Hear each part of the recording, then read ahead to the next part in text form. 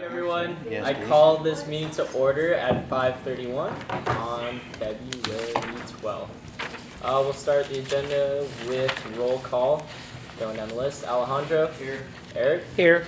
Joey. Tardy. Monica. Here. Dane. Here. Alex. I'm guessing unexcused.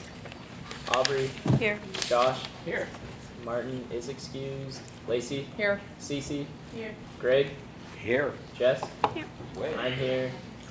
Ed here. It's not tardy. Edgar's here. So, yeah, I guess Joey's excused for now.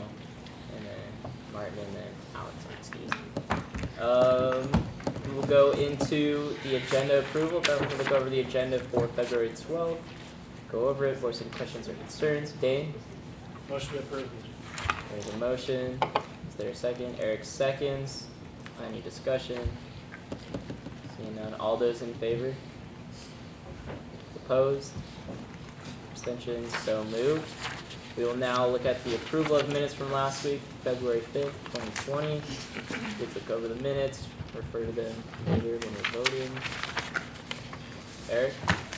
I just want to make sure everyone understands that the last meeting we did not approve or do any motions to change budgets or stop people from putting in future money requests.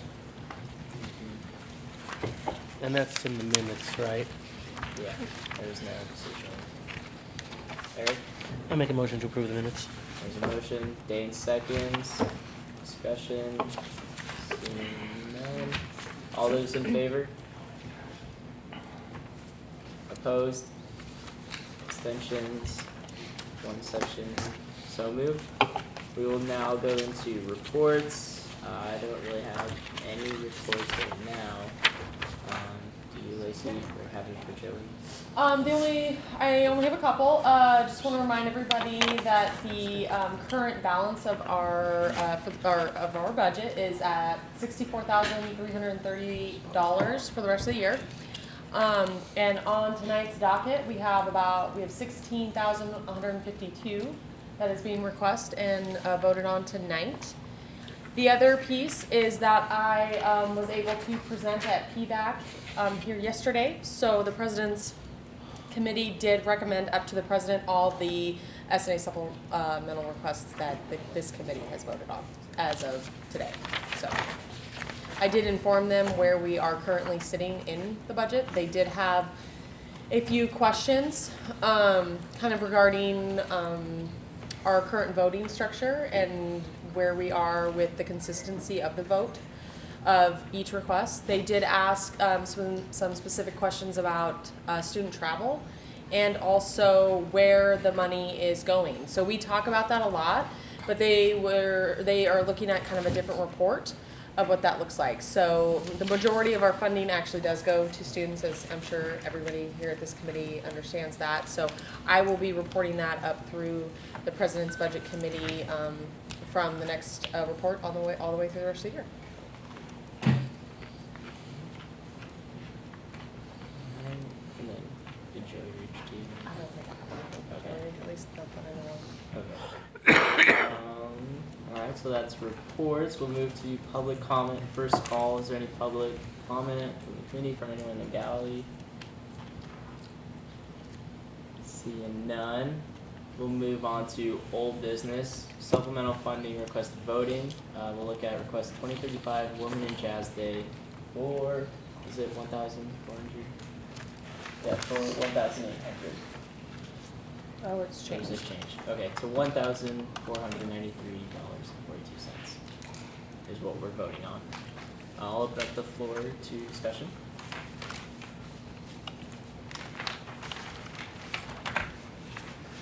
Okay, Alejandro? Given that this is like something we've already voted on in the past, and we approved it, I think it makes sense to approve this one. Like, it would be kind of ironic if we said like we don't believe in this because we already voted for it. So while typically I would probably say no to a request like this, I feel like it makes sense to look at something.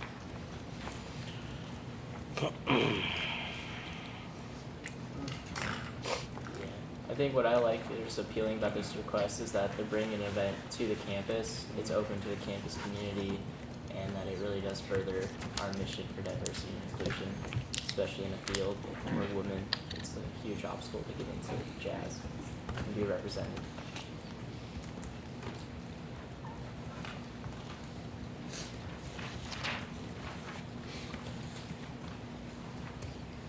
Dane, Well, I motion to lock them $1,494. there's a motion. Jess seconds. Discussion on the motion to fund them the full amount plus 58 cents. Seeing none. All those in favor of funding Women in Jazz Day, $1,494. Opposed? Abstentions? So moved. We will now move on to request 2036 NFL Career Conference for $1,868. Open up the floor to discussion.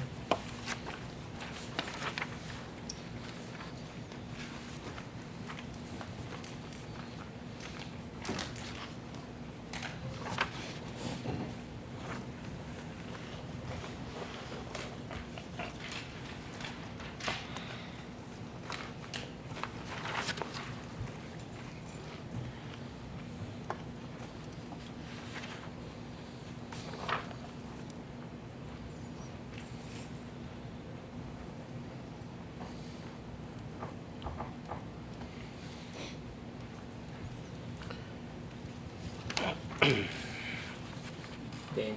I like the idea of funding this one because it's a new degree program like the presenter talked about last week. I think when something starts out new, it's going to take a little monetary value to it, get it kicked off on the right foot. Just my thoughts.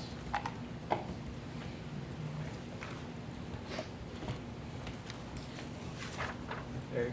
It would be best to discuss this as a motion. As a point of order. I did. Sure, it's just We're at just discussion right now. There is no motion.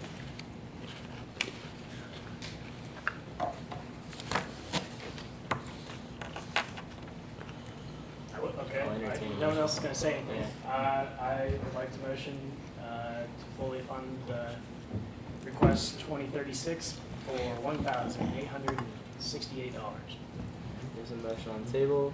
Anyone second? Jess seconds. Discussion on the motion to fund them the full amount of $1,868. Seeing none, we'll move to voting. All those in favor? Opposed? Abstentions? So moved, funding the full amount, $1,868. Move on to request 2037, which is Civ Shop training, for $7,000. Open up the floor to discussion.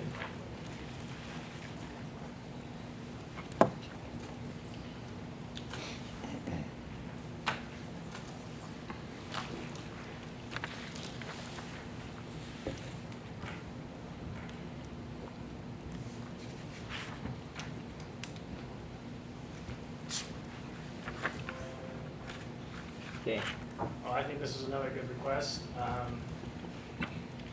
Having to deal with younger students, obviously, that's what the program's about, but as far as the central students involved, they can get this certification that not a lot of people have in the world, not a lot of people have in the country. So it seems like a big opportunity for those students involved in the program. And it's open to not only the FCF or FCL program, Family, Childhood, and Life, but it's open to like elementary degree majors and nursing majors and other things that relate to that.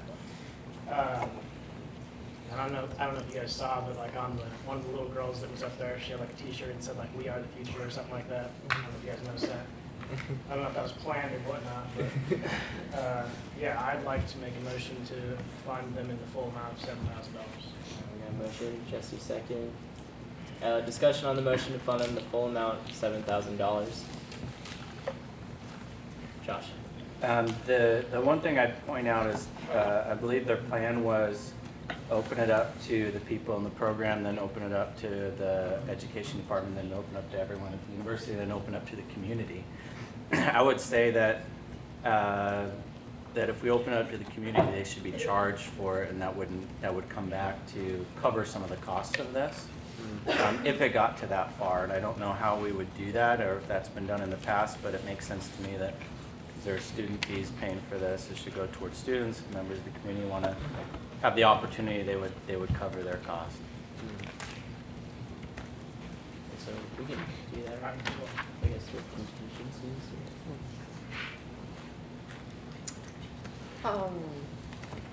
We can relay that back to the requester if this is approved.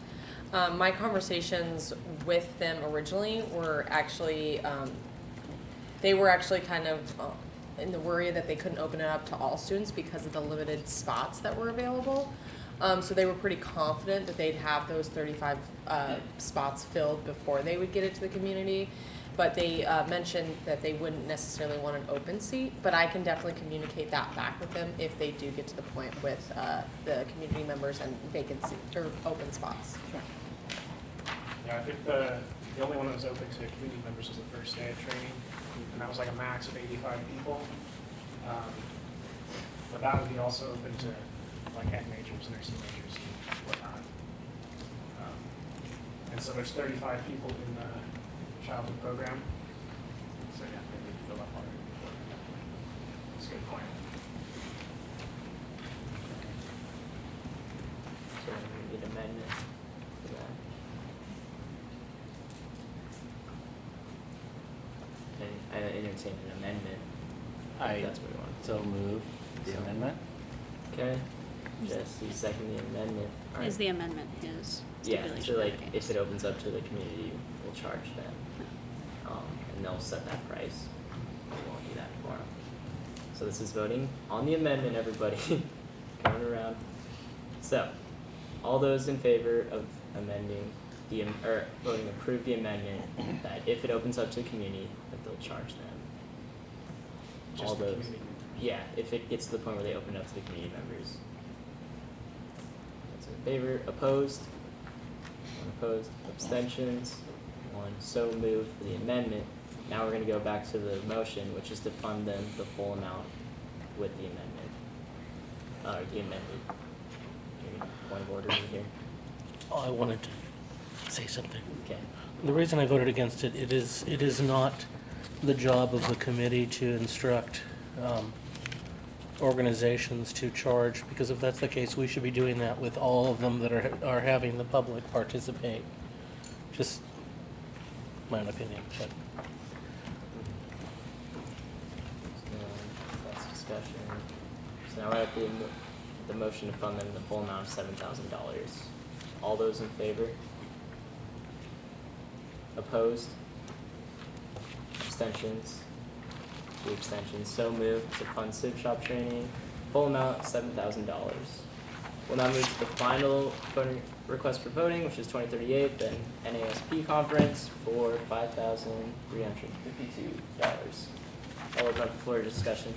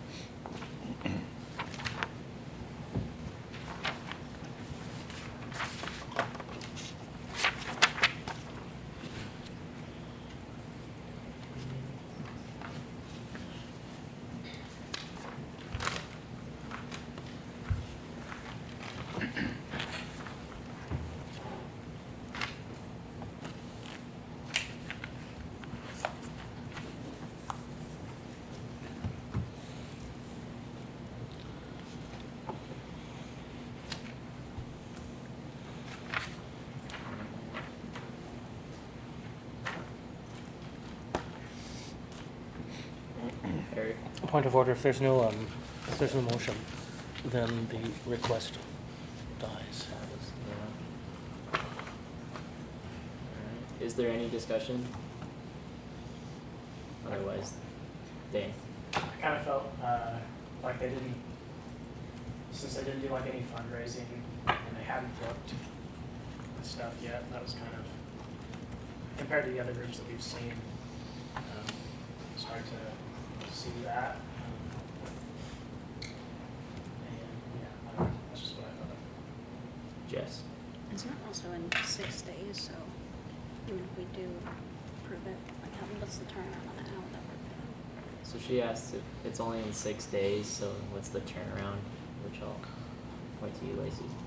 So as far as the S&A committee stance is, that doesn't necessarily affect the decision tonight. I say that because this is all reimbursement only anyways. So if you were to approve a request for a specific dollar figure, they would just need to be reimbursed up until that dollar figure. So for example, if airfare ends up being more expensive, it would still only be reimbursed at the dollar figure that the committee decides. Greg?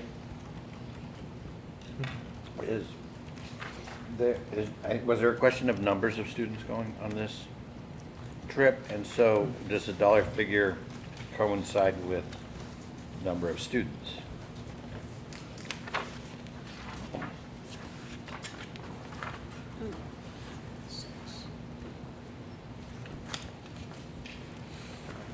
But it was 5 of them.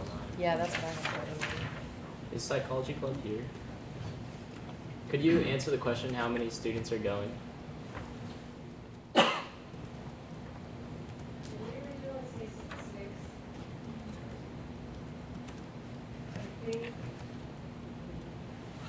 think there's only 5 of us going, right? We're gonna go with 5 this weekend. People have decided that they don't want to go anymore. Okay, so 5 students.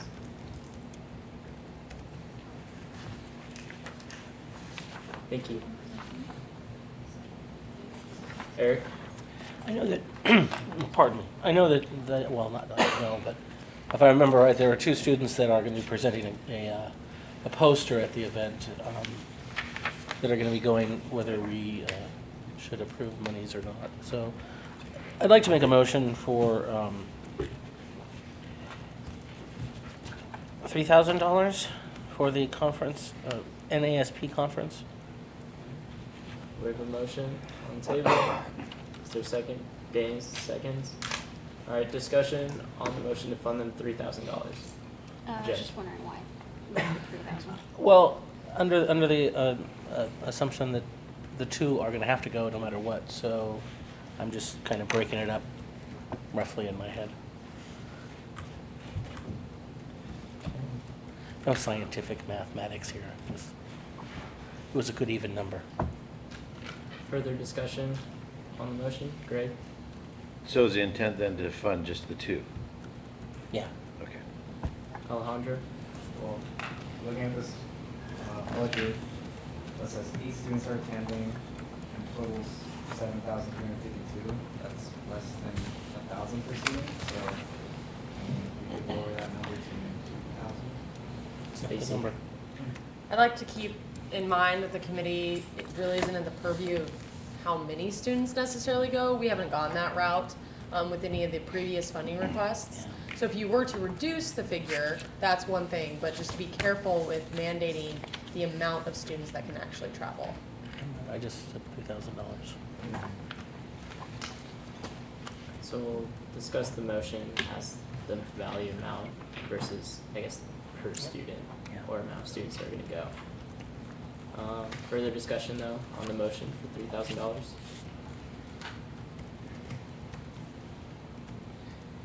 Seeing none, we'll move to a vote. All those in favor of funding the amount, $3,000? Opposed? Abstentions?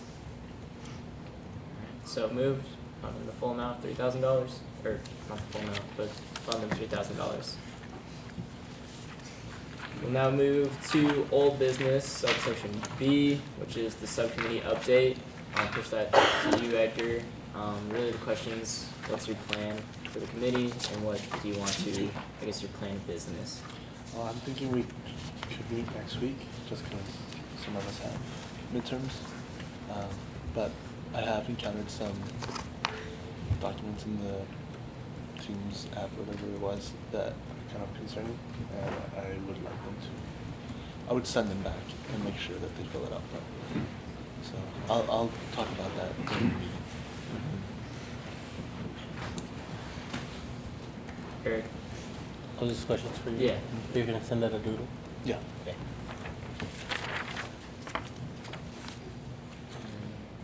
I don't know, I know we have like a pretty big question at hand, and that's kind of like, I guess like a rubric, or maybe like kind of like a standardized way of assessing any funding request whatsoever.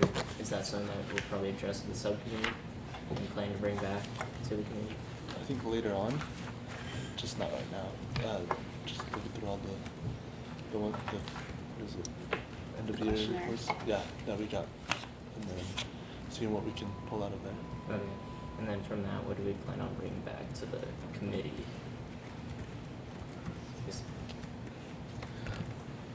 This is just an idea. Mhm. I think once we have gone through the assessments, that we can bring back a plan for future committees on how they would take in funding requests, how they would, whether it's base funding, not so much base funding, but specifically supplemental funding requests, and whether creating a plan similar to OUR, where they get all the requests in front of them, there's no presentations, something like that, or a hybrid of what we do now and that, or something. But I think that's the intention of the committee, is to get to that point. And also focusing on the base funding, just Yeah. with the end of the budget. Something. No, it's Does anyone else have any comments they want to address with the subcommittee? Direct to Edgar right now. Josh? If you want me to sit in on that, I'm happy to. The subcommittee meeting, or be part of it. I kind of came in late to this when it was first established, but if you need another voice, I'm happy to help. the I think that's a good idea. Sweet. Anyone else? I Cece? just have a question and I have a comment. The question is, what is the subcommittee, so what's the purpose and goal? our purpose right now is just to kind of create some KPIs that we key performance indicators that hopefully future committees and maybe even this committee can use in kind of as a rubric for approving funding or for either supplemental or bridge funds. Lacey? So Cece, I'm trying to remember when you got on the committee, but I'm gonna kind of start from the beginning, because I think there's a couple of pieces that you need to know. So the committee the subcommittee drafted up a series of questions that we will reference as supplemental questions to all the base funded areas. Those questions have now been completed, those forms have been completed and turned into the subcommittee. And currently, right now, we are in the process of reviewing those submissions from the base funded areas. And the overall, what I would say, goal of reviewing that is to really start the conversation of what KPIs are, or key performance indicators. And that's gonna be a pretty large discussion, which is why I think it's the subcommittee's responsibility to go through that. It's a big chore. But we are collecting data at this point and analyzing that. Just kind of answer it, Cece? Yeah, I think so. And then my comment was, would it be too much to ask if, when y'all are talking, that we can hear it back here, because I can't hear anything, way back here. Okay. Thank you. Check. These are public speaking classes, yeah. Alright, cool. Is there any further discussion for the subcommittee updates, concerns, requests? Alright. Seeing none, we'll move to the next part of old business, subsection C, which is the budget discussion. I'll open up the floor discussion, and then just direct it from there. do we need a recap of last week's discussion, or do we kind of remember it? You can play last week's video. Hey, Allie. No, don't do that. Yeah, give us a synopsis. Well, I mean, kind of for me, what I want to address in the budget discussion, just kind of like seeing what's kind of the best way to approach this. For me, it'd be kind of like end our discussion here and then address the problem when it's kind of most pertinent, when we have allocated all our money. Because I feel like that's the time when we should have the budget discussion on what we do next. Similar to what Josh brought up, do we kind of see what do we feel or go from there? But right now, I want us to keep moving forward and kind of assessing requests the way we have been. Because I feel like that's the most fair and equitable way for us to do it, and also the best way for us to justify our actions. I feel like it's hard when we have like, because I know the major concern definitely was like what was brought up, saying like we are looking at like I guess the request more critically now, which is a great thing to say because it sees that we identify the problem now, which is that we need kind of like a standardized way of assessing these so we can have, I guess, an understanding and kind of like almost a grading system on what is actually beneficial to the student body, instead of kind of going now where at the beginning of the year we thought something was, I guess, more effective than it was, because now where we are in our budget, we're thinking more critically of each request, which is difficult to say and definitely hard to justify, because when someone asks, well, what do you mean by that? We're like, okay, this one impacts students more than the one did before, which we can't exactly, I feel, in a fair way, explain to the students. Cece? I think a point of last week's meeting that I want to address as well was that if we do wait to, the conversation for the budget's probably happening now, because if we wait until the money's all gone and then we talk about it, that's kind of insinuating that we want to touch the pot, and then also let those who want to present think that they have money to ask for. And I do agree that we should, what we have now is what we have, and it is what we have. But if we think about waiting until we're all out, we all be on the same page, that we are willing to touch the plot. And I don't think we're all on the same page about that. Eric? I agree that I don't think we're on the same page. But I think also, whatever we decide with the current requests, I think we need to end any future requests, because all it's going to do is just make that pot of requests, wrong word, grow with no decision at the moment to increase the budget or not. And I just think we should be fair to people that have not requested yet, to say we aren't taking any more. So I would like to make a motion that we end any future requests for funding from S&A Committee. So anything that's on the list and in your inbox would count toward already being here. Lacey? I'm using the wrong words. What I mean is per your allowable. Okay, so as of right now, sorry.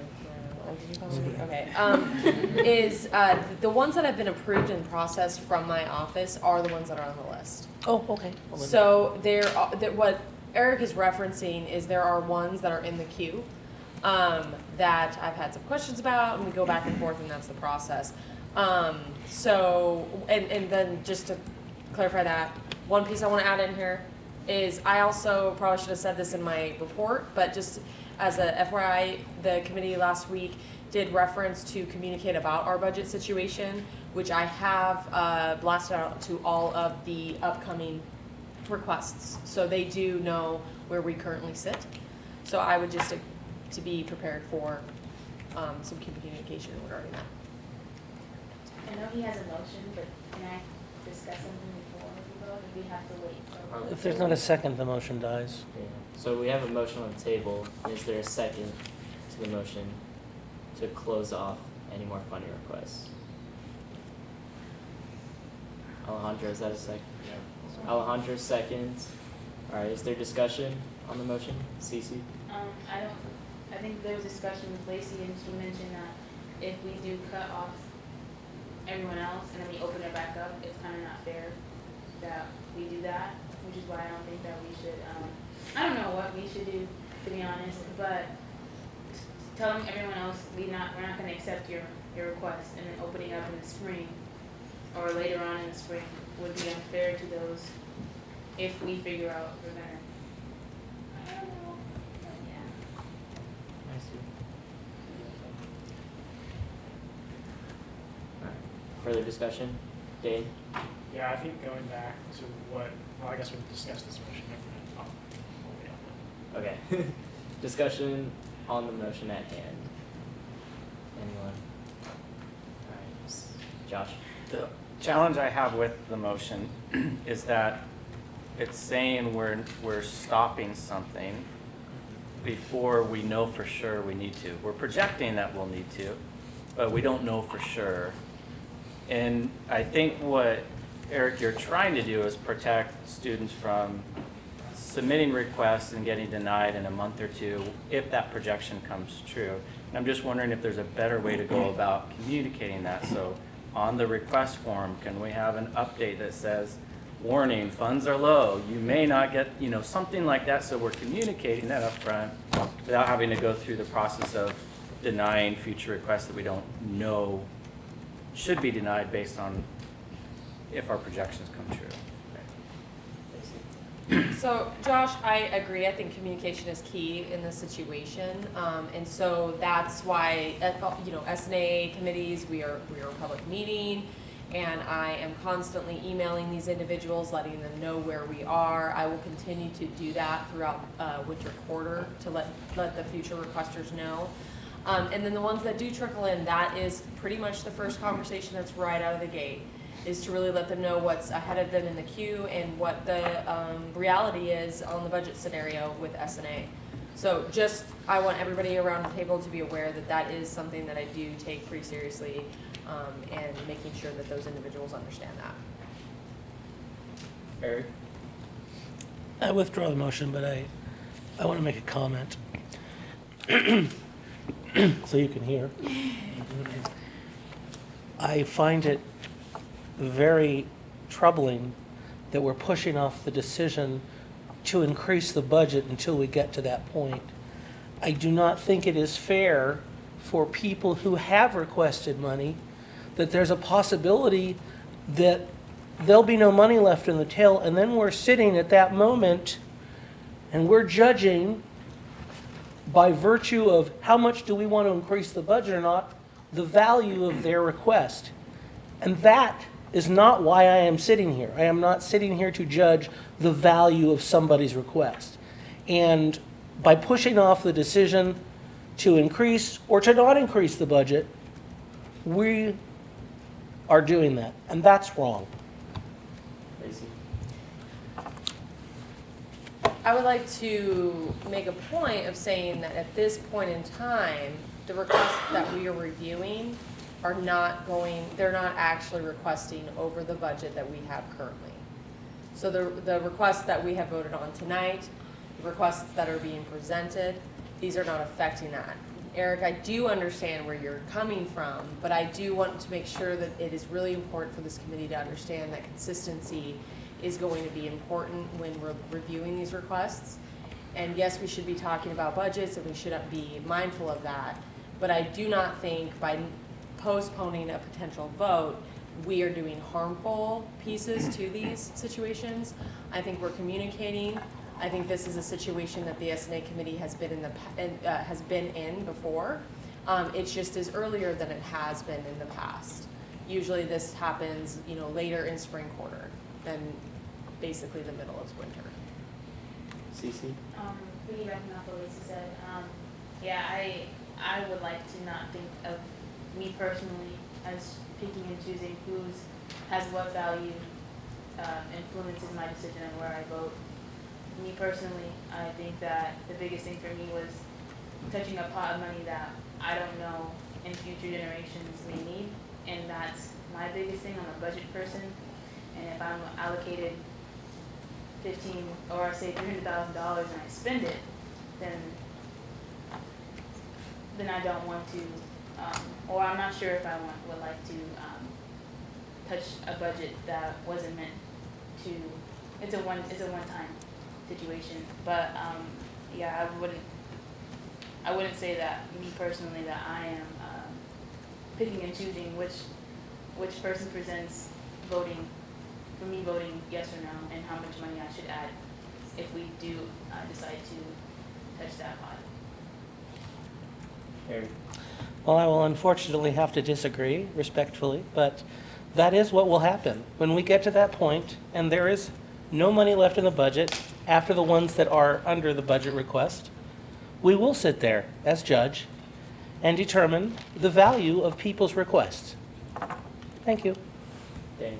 Like, but just a clarifying question for you, Eric. What do you Okay. mean the value? So let's say there's $64,000 left, and there's requests that will fill up the $64,000, and then there's requests that are above the $300,000 threshold that we approved for our budget. And we haven't decided whether we should extend the budget or not, so we're sitting there and we're looking at these requests. There was one for the West Side Centers for $35,000. If it's past the $300,000 budget, based on the assumptions that the other stuff that was already there below the $64,000 will be all approved. So then we get to that $35,000 and there's no money left. Should we increase the budget or should we not? And I don't care what anybody says, but if I'm listening to a committee saying, should we increase the budget or not, and you choose not to increase it, I have now, and I would say many people, would think, oh, they have determined that my request wasn't valid. So then there's no request for, or there's no money to pay for it. So that's how I'm looking at that. And I find that to be unfair.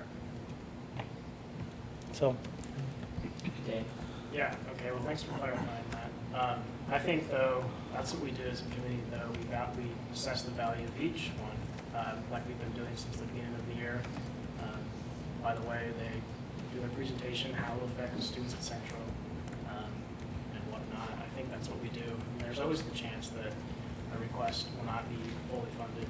And even if we do, so we get down to spend the 64, and we get down to 0, the requests that come after that, I mean, they're going to face the same, we still have the ability to fund them, technically, right? But they still face the same litmus test to view them and to fund them. So I think the question is, do we make an adjustment to the budget? I don't think the question is, do we just stop all funding? I think that's a little drastic. Jess? Maybe, correct me if I'm wrong, but I think he's more saying that we're not looking at them as, does this, do we see the value in this to increase our budget more or not? Like, they're being held to a higher standard, I think, is what he's saying, as opposed to people that were coming That's up fair. with it. Yeah. Is that I right? get that too. Yeah. Okay. Yeah. But kind of what you said, CC, like that money is like one-time money, but we discussed in previous meetings, I see we have that in an account where it earns interest. And so that one-time money earns us money that we can potentially spend, So like, I think there's ways. I don't think that it's like, Cece?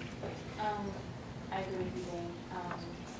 But I also would like to state that when speaking on how we feel as an individual, that is an individual opinion and not the whole committee, because I disagreed with you and especially Eric, and I would not like your opinion to be cast over the whole committee. I think everyone has their own idea as to where and how we should touch and use this money, and that's what I like to say. Eric? And that goes both ways. I have an opinion, I'm going to express it. I'm very, what's the word I want to use? Passionate about what I say. I've been on this committee for 3 years, and I see the difficulties that arise, and that's my experience, and that's my opinion, and you have had your opinion, and that's wonderful.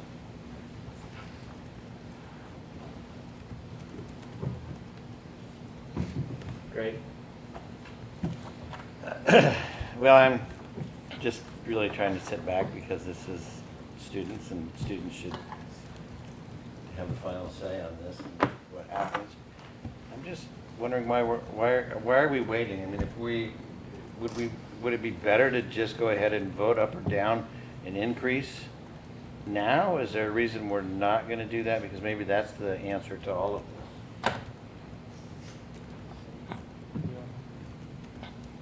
I don't know who that's to, but I would say it's up to the committee. If you do decide to do that, that is at your purview. But I will still advise each and every one of you that what is the most important piece about this is to stay consistent with your funding that we have done for from the beginning of the year. So even though the budget is obviously an important piece of that conversation, I think it's become the entire conversation, as opposed to focusing on the consistency of the voting and the impact to the students, along with all of the other topics that have come up across the committee. That being said, the committee does have the ability to increase the budget pretty much at any time. So if that is something that this committee would like to do now, it's at your purview. Dan? I'm always one to be like prepared, so if I like what Greg you were saying, right? You know, I mean, it doesn't have to be right now. It's not like critical right now, but having that money in the budget, I think that's an okay idea. But it's like it doesn't have to happen tonight because, like you said, we don't have an overspend amount. You know, we only have the amount today, which is not going to take all of our 64,000. So We have 2 weeks until we run out. Yeah, If 2 we weeks. were to fund everything. And I think we're still like at the point where like we don't, half the group wants to do this, half the group wants to do this, the budget either yes or no or more. So not really weird, but, yeah, I think what Lacey said makes a lot of sense to continue to evaluate like we've been doing the previous quarter and this quarter. Can we do a motion to wait or something, or do we just There's no motion, we just end discussion here, because we're not doing anything or I guess changing anything right now, but it'd just be like, if we're, I'd like a motion to end this session. motion on the table. Monica seconds, discussion. Seeing none, all those in favor to move on to new business? Opposed? Abstentions? 2 so moved. We'll move on to the next section on the agenda, which is new business. Subsection A, base funding program reviews, Veterans Center. Ruben.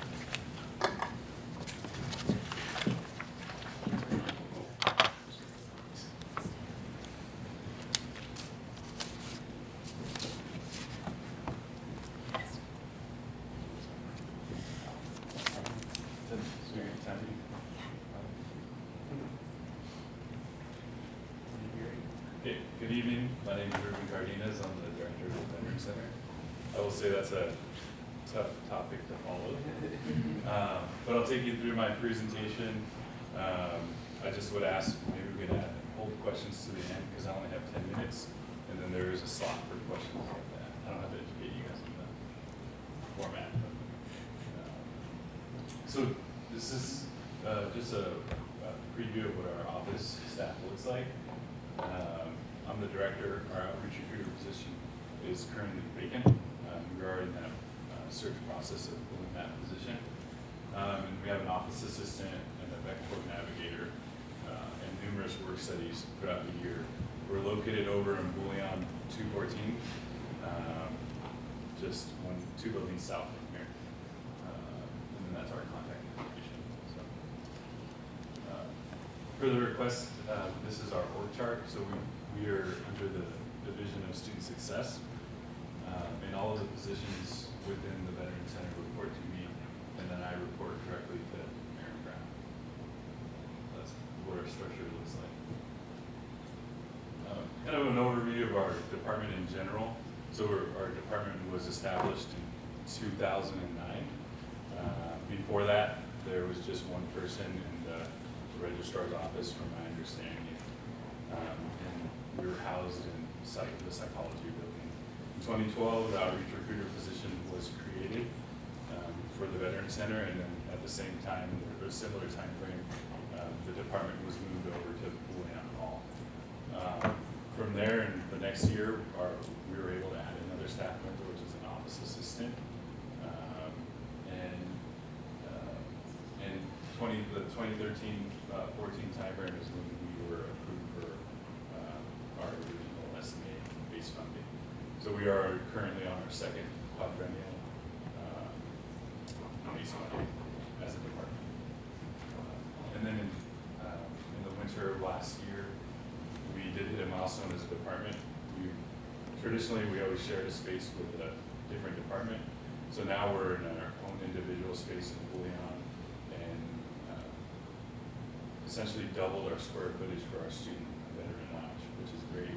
We have numerous computers in there, tables and couches, fridge, kind of like a kitchenette set up for our students. So I'm personally very proud of it, and I know our students are appreciative of it.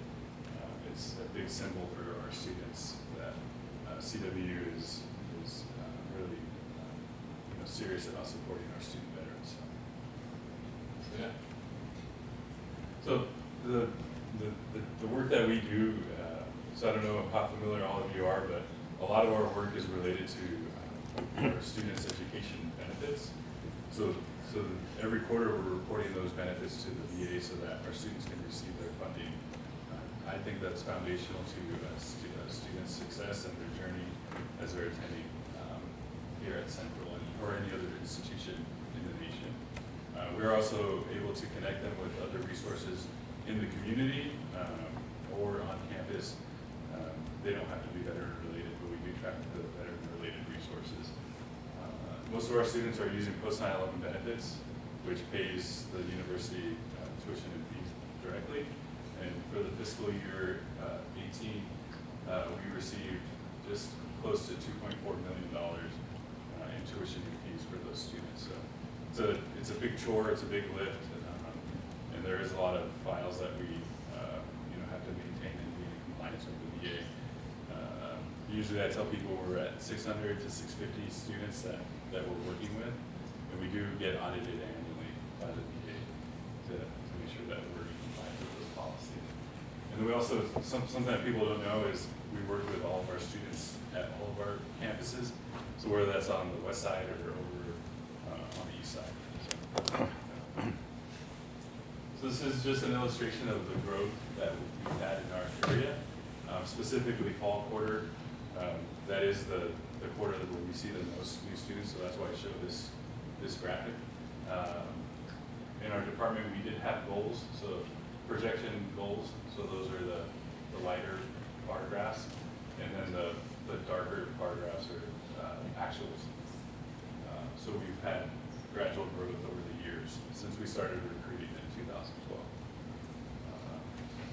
This is winter quarter information on where our students are at. Total in here is 645. So the bulk of our students are here on campus, at the Ellensburg campus, and then scattered through the other campuses. So we really think that we live in this area of the core theme too, for our central core themes. We're recruiting student veterans, which are underrepresented students, and a protected class here in the United States. So we're proud of that, and that's the work that we're doing. We're recruiting them, and then we're also serving them while they're here. So that's kind of how one of the ways our department goals tie into our university goals. So, I think a couple of years ago, I came to the committee to ask for, I guess, approval to purchase a staff and faculty training. That's our Cognito Veterans on Campus training. So it's a 30-minute training for any staff or faculty member that wants to take it. And really, I describe it as a cultural competency training for those who don't have a lot of exposure to working with student veterans. So when we purchased it 2 years ago, it was $7,200, and it was a 2-year licensing fee, which is going to expire here in the next month. But we got a 3-year extension through a grant at the Wellness Center overseas. So we'll have that for a few more years, thankfully, and we'll add to the 146 folks who completed the training. So we do have a pretty good completion rate, 97%. So there are some people who have accessed the training. We just haven't finished it, so that's where we're at with that. And it is housed in our Central Learning Academy for all of our staff and faculty members. I have gone to Faculty Senate to share this information on a couple different occasions. And then within our division, I really advertised it for our staff as well. So hopefully more people will, continue to take the training and encourage their other staff members. So in regards to programming, which is the bulk of our S&A based funding, back in 2013, we worked with our Veterans Advisory Board to survey our students to see what the needs were essentially. And so that's where we established the programming that we were going to do for our students. And then we continue to do that assessment to see where we're at with that. This year we're updating our assessment to be a little more up to date, to ask some different questions. So we're going to roll that out in the spring and send it to all of our students through the fall tracks. So we're excited to get that data back just to see how they're liking our current programming, and then also what they want to see so we can implement new programming.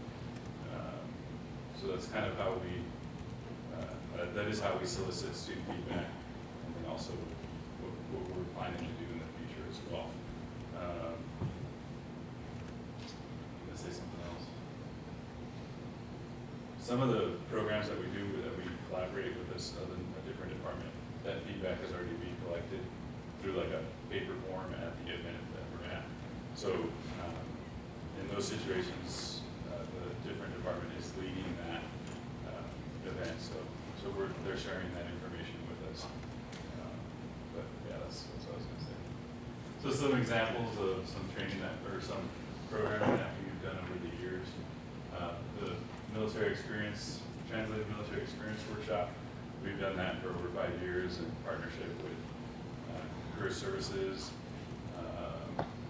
We always want to sponsor our student veterans to attend the CLC Leadership Conference. So my understanding, that's still in the works. Usually is in the winter, but for some reason, I'm not sure what's happening with it right now. We partnered or worked with the library to bring Tim O'Brien to campus back in 2017. And there were numerous other departments that also were part of that, and community as well. So that was grant funded, and it was a great program. If you've never heard of Tim O'Brien, he's a popular author in the veteran community. And then another big event that we helped with was bringing Kristen Beck as the headliner speaker for Pride Week. Numerous departments were involved with that. The deck was involved with that. Campus activities and Equal was part of that. So there's a collaboration with a bunch of groups. I don't have enough room on the slide to illustrate or list all of the departments we work with, but we are working with a lot of different campus partners to complete our program. What was that? Yeah. And then last year, we brought Phil Clyde to campus. We worked with Army ROTC and a few other departments to bring him to campus. They're all veteran-related speakers, and the goal is to support our veterans, directly and indirectly, and always building that veteran awareness and cultural competency so that our students feel supported and in turn can be academically successful. That's what I got. Perfect. All right, thanks to the committee. 10 minutes of questions. Any of you have questions? Alejandro? How long is was it outreach recruiter position vacant? Since the end of December 31st. So we're in the, at the point where we're trying to bring our candidates to campus. Thanks for me. I know you like use the fall numbers. Do we have like hard time like retaining our veteran students throughout the year, or do we only have like access to the fall numbers? So I use the fall numbers as new students, new admitted students. The other quarters are a smaller number, and I guess from like an enrollment management perspective, we always talk about the fall numbers because that's just the biggest chunk of students that we're bringing in. We are bringing in students throughout the year, but it's not as big as the fall numbers. So that's what we reference. So, yeah. Jess? Do you have data on retention of those students? Yes. I believe last year on my annual report it was average 76% retention rate, which is higher than traditional student population. So nationally, student veterans also graduate at a higher percentage than the traditional student groups. So. Yeah, Josh. How much, I probably somewhere in the notes, how much of what you just talked about is funded exclusively through S&A outside of the grants that you had mentioned for some? Just the programming piece, I guess the processing of benefits, that's state funded, I would say, because then that's paying for the positions within the center. But primarily just the programming or events or speakers that we're bringing to campus, and then the other costs like catering related to those events. So. Thanks. Can you go back to your slide of the breakdown by campus? So do you see, when we're talking about growth or change in enrollment, do you see that impact to be hitting Ellensburg or the centers or online? Do you know which areas potentially could be growing? I would say most of the growth has happened here on campus, but Pierce has probably been the other campus that has seen significant growth as well. They're located pretty close to the military installation, Joint Base Lewis McChord, so I think that's part of the reason. And then we also have a site at CWU itself, so we only offer one program there, that's the College of Business Supply Chain Management program, but we are on that military installation. So. Great. Just a comment rather than a question, but just to say how much, as a department chair, I appreciate what you guys do, because super responsive, super helpful with such a small staff, such a large number of students. I know whenever we have veterans that need assistance, you're right on it and very, very helpful, and it helps retention of those students. Do you know like how many interactions with students you get like every day or once a week or something? I can give you an accurate number, just off the top of my head. We do have a swipe login system in our office. So something that you track of. We track the traffic, so we don't track the phone calls or things like that. So, we did have, I believe, 500 swipes for fall. I can break it down here further, how many you need or Yeah. all that. So, So yeah, I was just wondering if you track it. yeah, For how long? that's been in place for a couple of years now. Yeah. Any other questions from the committee? Alright, seeing none, thank you so much, Ruben. Cool. With that, we'll move on to the next section, which is the Diversity and Equity Center with Abby.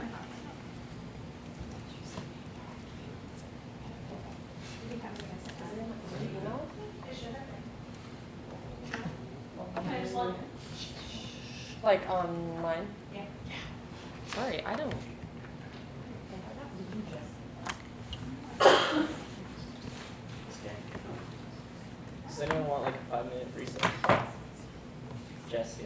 for a 5-minute recess. Alright, there's a motion, Alejandro seconds, discussion. All those in favor? Opposed? Abstentions? So moved. 5-minute recess. Be back at 6:36. Alright everyone, I call the meeting back to order. 6:36. Oh, did you say time? The recess is over. Nice, it's just. So we're gonna carry back the meeting, continuing with new business, subsection A, part 2, which is the Diversity and Equity Center. Base funding program. Abby, you got some minutes? Thanks. Hi, my name is Abby Chen. I use she and her pronouns. I serve as the director of the Diversity and Equity Center. And so, similar to Ruben, I'm just going to walk you through who we are and what we're up to.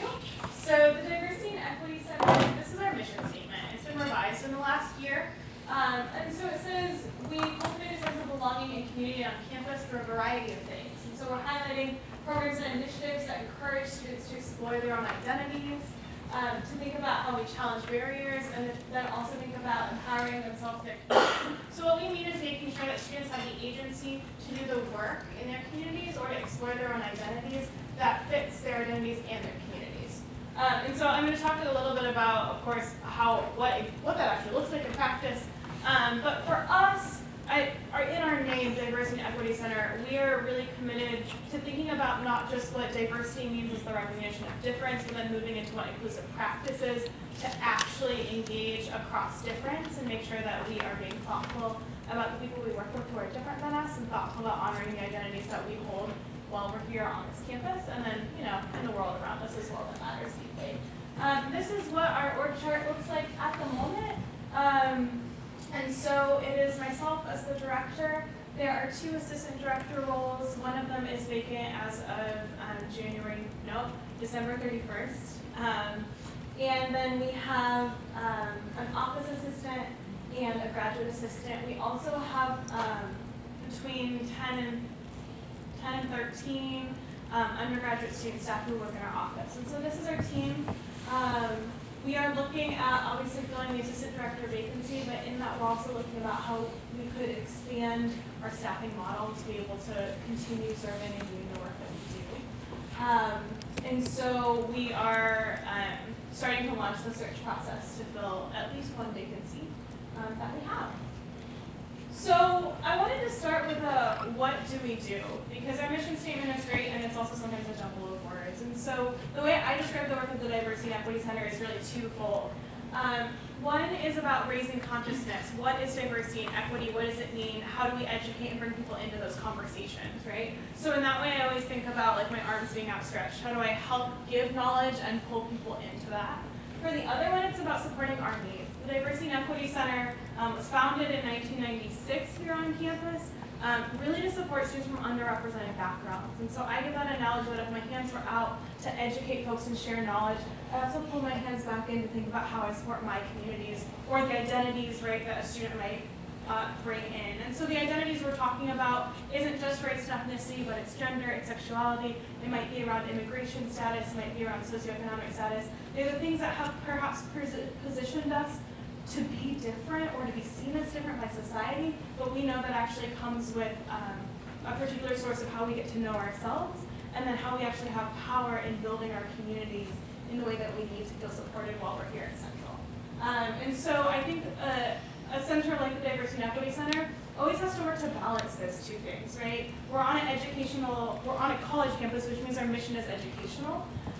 So we need to figure out in our work how we do scope and scale is to provide opportunities for folks to get to know themselves and their identities better, and for us to help bring others into the conversation, maybe learn about new topics. Maybe an example of that is pronoun usage and how to create a more inclusive campus environment broadly for LGBTQ+ folks, right? That's the educating out and raising consciousness piece. But maybe the supporting our needs piece means making sure that our LGBTQ+ students know where to go for resources, can think through their own identity, have someone to talk to if they're figuring out how to come out to their family, right? Navigate through all of those things that are deeply connected to specific identities that are held. So these are a smattering of what we actually do. Our programs are dynamic and our engagement opportunities change every year, and that's to respond and be alongside our students to respond to the needs that are happening. And so we offer training and workshops. This year, as an example, we're offering 5 specific workshops that are available by request. or available that we're offering throughout the week. So we're partnering with the CLCE to do part of the Wildcat Leadership Academy certification program through us. And anybody can opt into those, faculty, staff, and students, but they are student-led, so they're peer-led by students who work in our center. We also offer a really diverse set of programs. So you might remember that we brought Sean King to campus last year as an outside speaker, but we are also, and we have past programs that you will have seen in the last year would be like Day of the Dead in the fall, and over 700 folks attend that event. So those are kind of large scale programs, but we also do quite a bit of programming just in our center and in conversations. So we started a group this year that's called Find Your People, and it's a meetup series to just meet folks with shared identities and shared experiences, right? We provide support to ESC as part of CWU. The TEC is the advisory body to the Equity and Services Council. Right now that's 11 organizations and a handful of equity clubs, and then other clubs that come consult with us around projects that intersect with our mission. So usually groups that are doing equity-based work in their clubs will often support those initiatives and help them do anything from the beginning stages of thinking through an idea through the actual plan and execution of a program. So we'll partner alongside student orgs and clubs for all of that work. Generally around resources as a area, we do a lot of one-on-one work in our office to help students get connected to the right resource based on what they're experiencing. So one of the things that we did this year was create an LGBTQ+ student resource guide. And so it brings together all the different services across this campus and some of the local community that serve our LGBT+ students. We're currently working on an undocumented student resource guide to do the same thing. Right? One of the things that we know is there are a lot of services we offer on campus, but if you don't know who to ask, you may never know that service exists, right? And so part of our resourcing is being able to do really great kind listening and referrals to the right resource on campus and to bolster what those resources might be.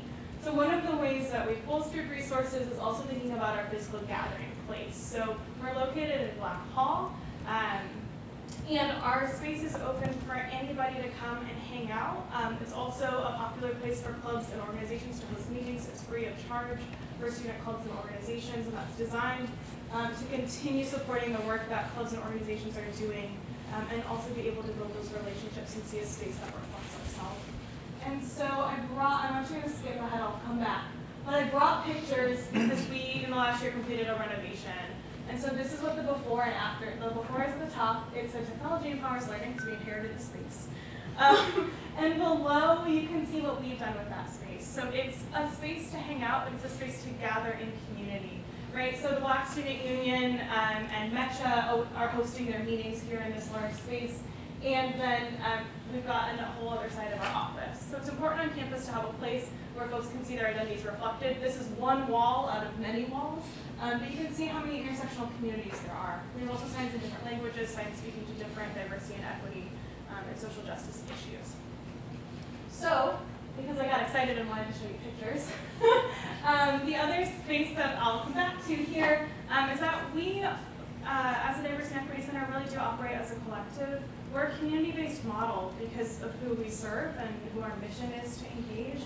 And so over the years, we've had an advisory board. This year, we launched something called the TEC Collective, which is a 2-time quarterly gathering for any faculty, staff, and students to come together. At the first DEC Collective meeting, we talked about what our decorations and what icons and symbols need to look like in our space, right? We're living into this new space. We want that collective feedback. We want to see ourselves represented. And then we are doing event debriefs for every event that we host, whether large or small. Anecdotal feedback and also a lot of surveying is happening as well. Cool. We're good. We're going to make it. So the other piece for us is really deeply being collaborative with our partners across campus. So right now we're hosting an office space that many of the area and ethnic studies units share with us. They host office hours there. That's part of what building community looks like. And then the list of shared programmatic efforts, I picked 2, but like Ruben, I could have shared a whole 10-minute presentation about just what we're doing collaboratively. Every week there's probably a collaborative program that we're doing. And so we're hosting Let's Talk with the counseling clinic. So we have a counselor who always comes over and does drop-in hours in our space every week. And in this work right now, you can see the civil rights exhibit, and that's round one. There'll be round two in March that expands that past just the Black civil rights movement. And so for us, I think it's pretty obvious because of what our mission is and because of the way we engage. But belonging plays a really key role in retention. If you see yourself represented or you feel connected to a community on campus, we know students are more likely to persist. And then also for core goals, right, sustaining and contributing to a diverse campus community, we sit right in that. That's our mission and goal every day. And so we really believe that the work of identity development, right, and exploring yourself and fostering your community is a skill that serves you wherever you go, not just while you're here at Central, but long past that. So, I made it. All right, we'll open up to the committee for 10 minutes of questions. Committee have any questions? And I'm passing around a one-pager of just fall highlights. So you said you have a DEC advisory board. Who's a part of that advisory board? So our advisory board actually has been made up of faculty, staff, and students. And it's been people who have historically expressed interest in being alongside us in our work. It ebbs and flows between about 10 to 20 folks. And what kind of topics are brought up to the advisory board? In the past, we've discussed anything from what our assessment practices need to look like, right, how we're assessing impact and scope and scale of what we do, to helping us do some strategic planning, to now helping us think through what icons and symbols look like on our walls. Some of the big picture ideological conversations that allows us to then kind of narrow that work and actually create it. Alejandro? Do we fully fund the DEC, or they're like outside like funding sources? We are fully reliant on S&A fund. What does like that would look like for the budget for the rest of the budget? So that's an excellent question. We will be right in line with what we anticipated. We had carry forward from some years of transition, which allowed us to purchase the furniture. So the furniture and renovation essentially got absorbed into carry forward. So we looked in the last year of the fund ready, and we have kind of what's standard for our 1-year allocation, which is about $530,000. Jess? You talked about the importance of your service for retention of students. Do you have any retention of students? Do you have hard data on that, on how many of the students you've service retained? So the question was about, do we have hard data on our retention? The answer is not really, and that is twofold. One is, so we track other metrics like usage and impact and how many students are coming in and meeting with us, and we often follow those students through graduation on an individual level. But one of the reasons why we don't have hard data is the challenge of tracking based around identity is not data we want to hold on to. It's not safe to hold that information sometimes. So a great example is I don't actually want to hold data to know how many LGBTQ plus students I served because I'm then responsible for holding data that's public records that could out people. That's not safe, right? So for us, we are doing a lot of the anecdotal work that we do in clubs, organizations, with our student staff. But the retention piece is hard for an event like Day of the Dead that 700 people come through. But we know that it contributes to a campus culture that matters deeply. Eric? I don't know if this happens yet or not, but with the vacancy, do you find that you may be coming back to request to, I might use the term wrong, Lacey, correct me if I'm wrong, but salary savings from that position being vacant? So that is, so to refresh everybody to what Eric is referencing is one of our S&A guidelines, which basically states that if a position goes vacant for more than 6 months, then that salary allocation will roll back to the committee or to the supplemental budget. And I believe Abby referenced that the position has been vacant basically since January 1st. So we're, a couple months in. So they wouldn't have to necessarily yet.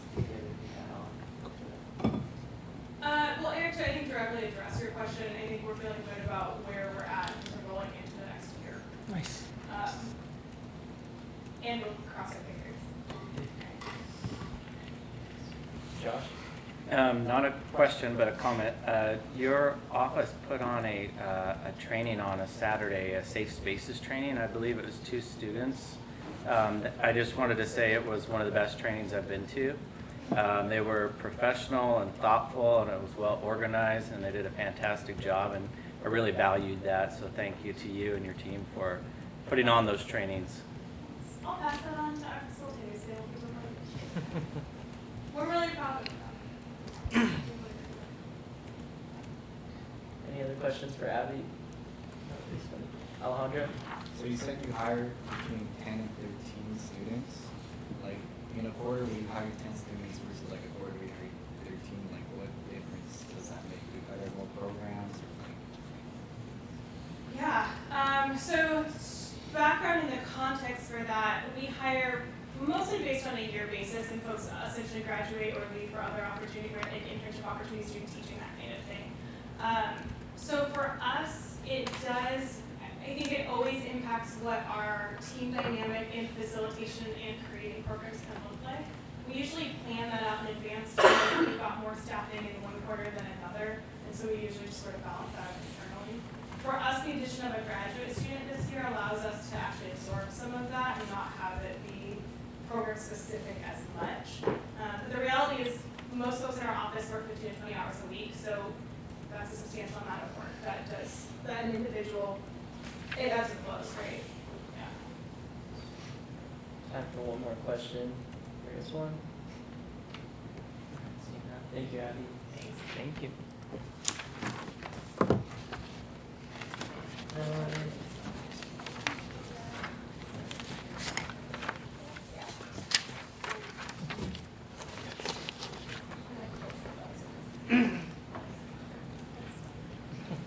Thursday, are you ready to move on? Okay, cool. All right, we'll move on to the next subsection of new business, subsection B, supplemental funding request presentations. Request 2039 AMTA regional competition mock trial club for $816.48. Click your applicants and public science questions. Well, hi. I'll introduce us first. My name is Mariah Hogan, and I am currently Mock Trial Club's president, and then this is Nicole Hansen. She's our club senator, and we're here to tell you a little bit about our competition that we went to over this weekend, and what our club is, and what we do. And yeah. Okay, so Mock Trial Club is a student group at Central. Excited about the practice of law, participating in events on and off campus throughout the year, but our main event of the year is the AMTA regional competition. So to tell you a little bit about some of the on-campus activities we do a lot of things in terms of like getting out there with our community and encouraging new students to join. We do lots of tabling and club fairs and events. Sometimes we do events with and for the Law and Justice Department. In past years, we hosted when the appellate court justices came and held one of their sessions here. We hosted lunch with them. We also we worked closely with Judge Hooper and Judge Sparks down at the local courthouse, and they let us run scrimmages in front of them, and we did things like that too. So the overview of the American Mock Trial Association competition. This year it was at the Law School in Seattle. A timeline of events, basically, the case is released in early August, but Central, because we're on the quarter system, we normally don't start working with our whole club until beginning of September usually. And then there's invitationals in the fall, which is invitationals from other schools to practice or scrimmage our case. And then the actual big competition is in the winter. We just got back, it was over the weekend. And then at competition, it's 2 days, all day in the courtroom. We present twice as the defense and twice as the prosecution or plaintiff, depending on what kind of case it is. And then Mariah will tell you what we did at competition. I mean, there's a lot of words on there, but basically what we do is each team is about, it has to be between 6 and 8 students. This year we had 9. We have a defense team, and this year was a criminal case, so we have a prosecution team. Each team is made up of 3 students that play as attorneys, and then there are also 3 witnesses.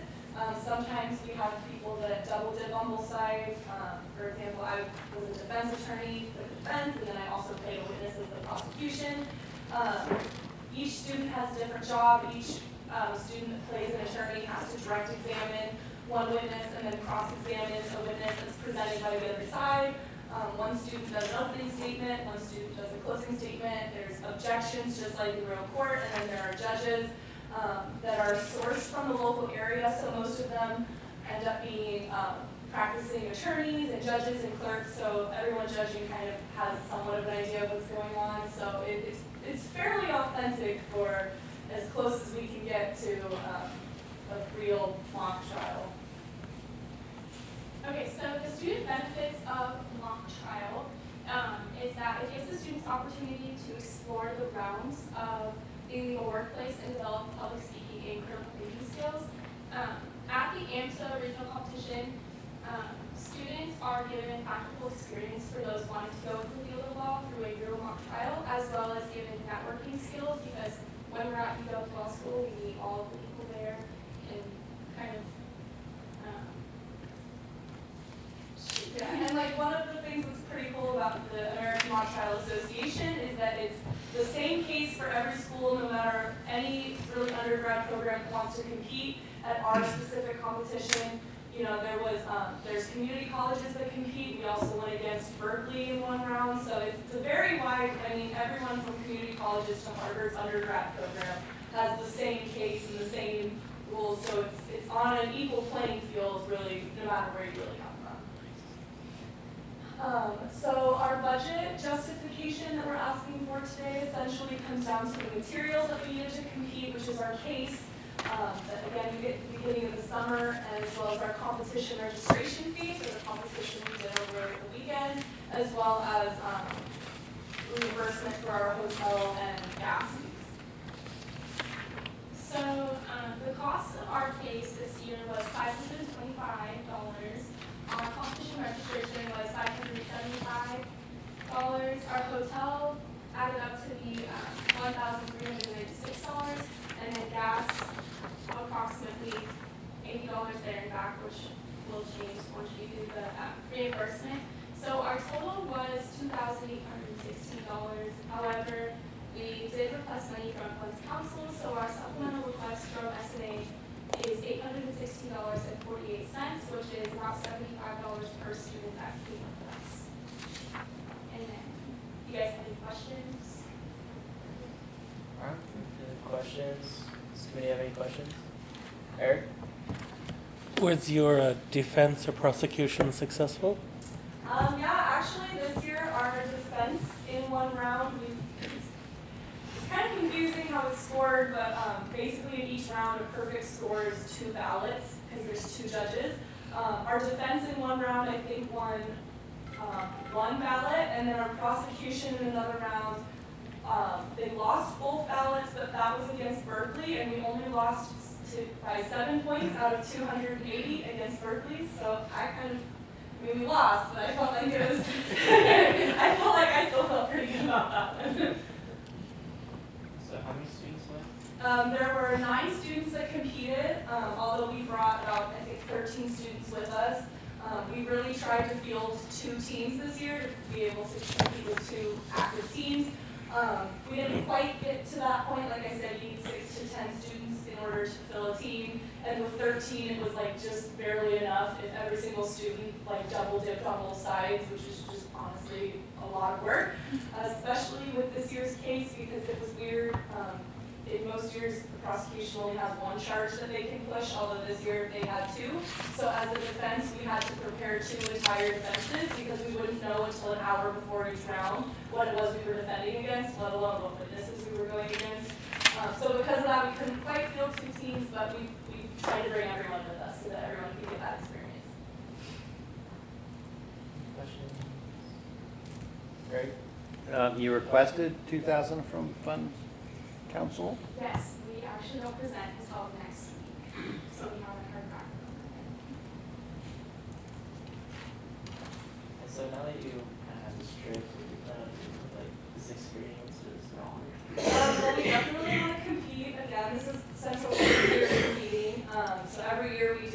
marginally better.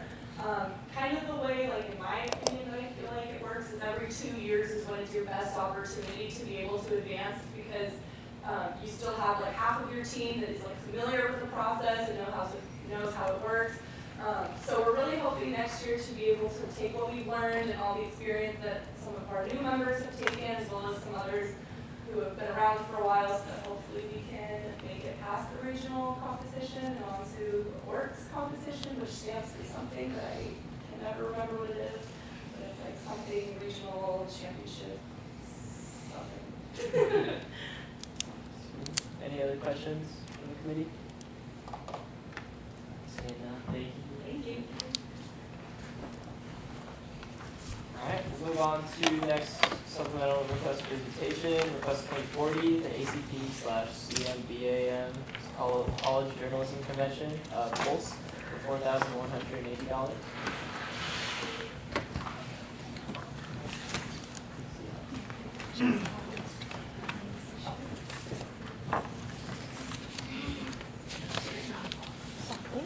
This just came out today.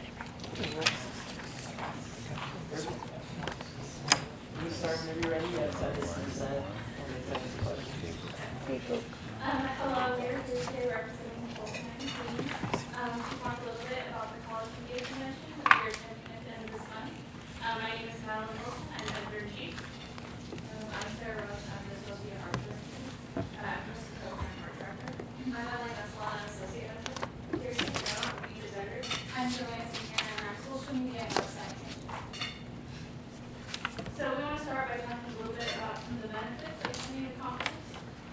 So one of the biggest benefits is on-site journalism training through the sessions that we attend every day. We also get to learn a lot about reporting on diversity, student interest, and global issues.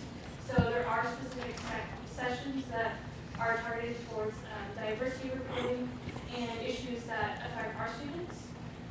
We also learn a lot about sharing ideas and collaboration, and we get critiques from professionals. So we have a lot of benefits from attending these conferences that we are able to bring back to our newsroom. So we're able to immediately apply the concepts that we learned at the conference. We have a lot of team building and brainstorming exercises that we go through. We learn a lot of leadership skills and a lot of career building and networking. Yeah, and that media application comes through our production process in all aspects, so photography, design, and editorial. So we wanted to go over a little bit, a few of the topics that we cover in Pulse. So we have a diverse leadership team in our ideas and just what we offer, and as well as our student staff is also diverse, and so we hope to represent that and expand upon that in all of our stories and issues. And so these are just a few that we've done here recently this past year, but it's only a small chunk of what we have done and what we hope to do. And you'll see a few of these stories in the issue in front of you. This is another story that we recently reported on, and this was actually mentioned in press materials from Public Affairs in Native American History.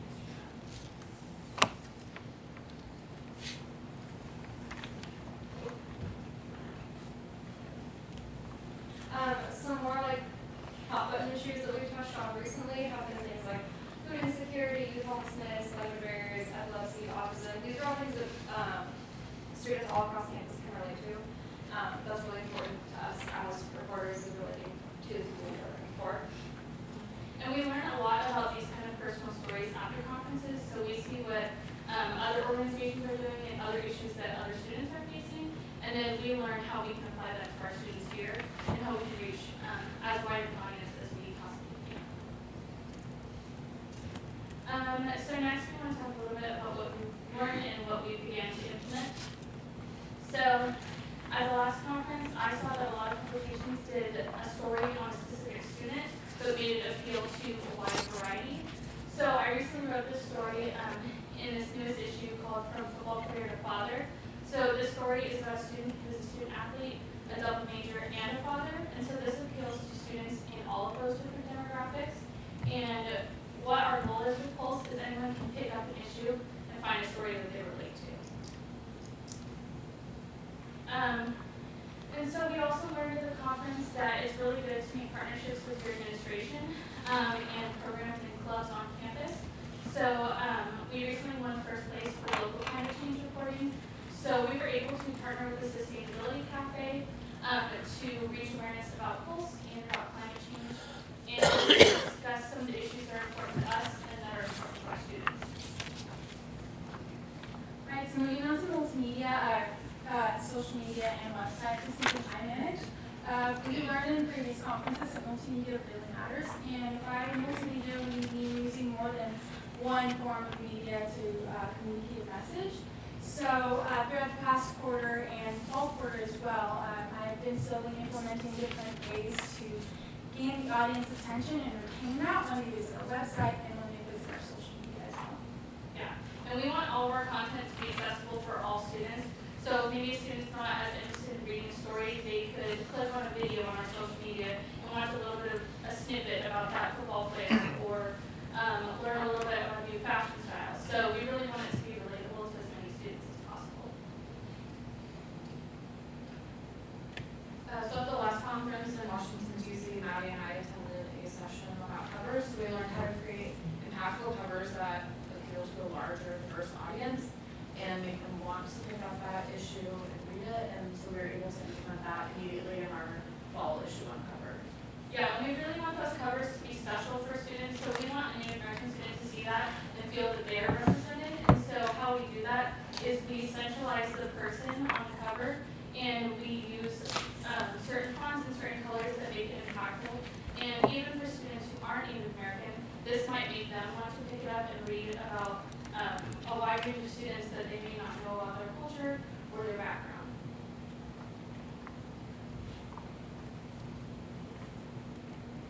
Sorry, so sorry. So something else that comes along with like student reporting and just like magazine writing as a whole is good sourcing. So that comes along with things like making connections on campus as well as reaching out to larger communities. So I recently wrote a story in the issue you guys all have in front of you on animal testing, and with that, my co-writer and I reached out to PETA and we reached out to Wetmile. It's not just about making connections in Ellensburg and on campus, but also spreading out to wider communities so people can understand the importance of student reporting. Yeah, and we really want to bring in those ideas that students are really interested in. So PETA is a really popular nonprofit, and so by bringing in those outside sources, we can help inform students and keep them interested at the same time. Another thing that's been learned and we've been able to implement into our magazine and how we run is just upholding a code of ethics in order to produce the most authentic and ethical product possible. So our goal is to approach every interview with an open mind, not report with bias, and just treat everyone with respect.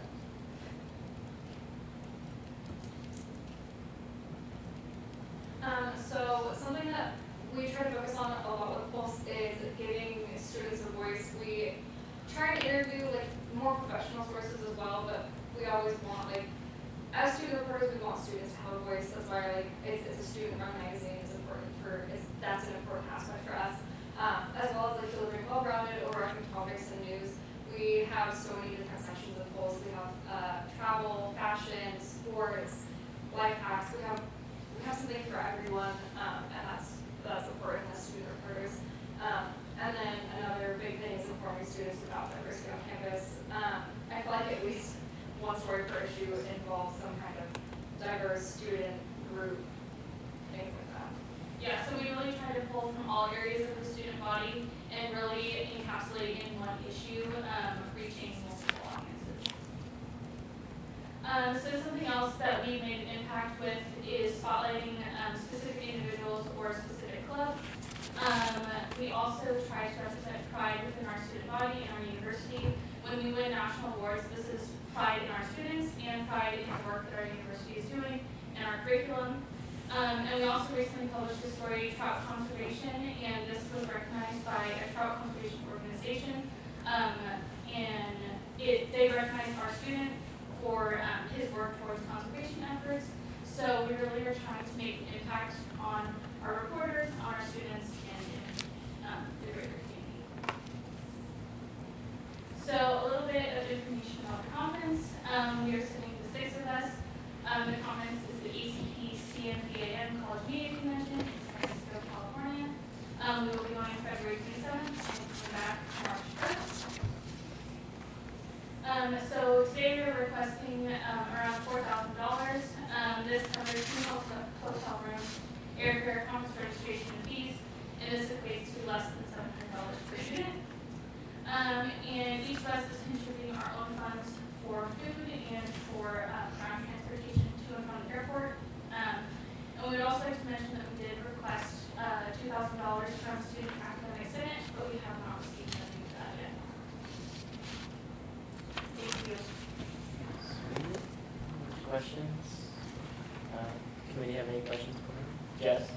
Would the money from Student Academic Senate reduce this amount, or is this accounting for that? So would this money from academic senate reduce the amount you're requesting?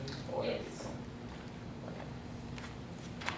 So I know this is a base funded area, and I understand it's probably not in the budget this year, but have you thought like maybe in future years, like maybe budgeting it out so you guys can have like development or space for like professional development to go to like conferences like this? I'm gonna direct that question to Cynthia. Hi, I'm the Trevor Advisor and work with the business manager. So we definitely factor that into the base funding request, but I know Pulse is not really receiving any money for training.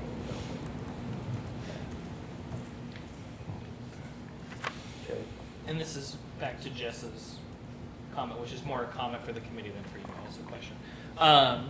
If they were to get the funding from SAS, essentially what that would be is they wouldn't be getting extra funding on top of that. So even if you all next week were to approve this and they get that funding, then they wouldn't, because it's reimbursement based, still be only using the same amount.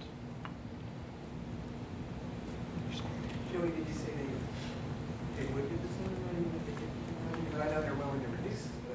No, I was saying if the committee here were to approve next week the 4,000 and then they were to get from SAS the 2,000, they wouldn't suddenly be spending $6,000. It would just automatically, the SAS money would be used first.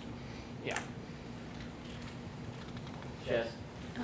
Should the committee not fund the request, how will it be funded? So if the committee was not to fund the request, how would you fund this? Or what would your next steps be? We were just gonna look for other areas of funding after, learning from the Student Academic Senate. Alejandro? So E6 are on? Yes. There's a lot of names on this page right here with staff. How are E6 chosen for? So Chris and I have actually been to a conference before, but we wanted to send a majority of our leadership staff who's returning. Sarah is going to be our art director for next year, and Kirsten is going to be our associate editor. And we really wanted to bring people who could make changes now in our student body and make changes on diversity, on stories that we're reporting, and what we're trying to build with our community. Pulse has gained a larger following this year, and part of that is due to Joanna's work. So we really chose people who could implement what we learned at the conference now, and then further conferences we will be sending different groups of people. Any other questions? Lacey? Sorry if I missed this piece. But since the conference is in a couple weeks, have you guys already purchased your flights and everything like that? We do it through the state agency. They usually fully refundable. Everything's covered. Got it. Thank you. Josh? How are you all so awesome at producing such great work every time? It's not a real question, but I just wanted to say, I'm always impressed when these come out. You guys are doing a fantastic job, and I just had to say I appreciate that. Thank you. They didn't brag on themselves, but they won the most prestigious national award this past year. Some questions? Thank you. Thank you so much. Thank you all. Well done, Lacey. We'll move to request 2041 ACC/CMBA College Journalism Convention for the Observer. $50. And this-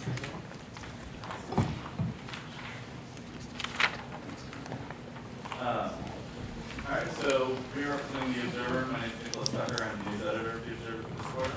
I'm David Tomlinson, I'm a staff board. I'm Ryan Weiss, I'm the editing editor. I'm Morris, I'm the scene editor. And Tina Kimbrough, who is also hopefully going to go on a trip. She's a graphic designer, she's here in spirit, she's at Washington.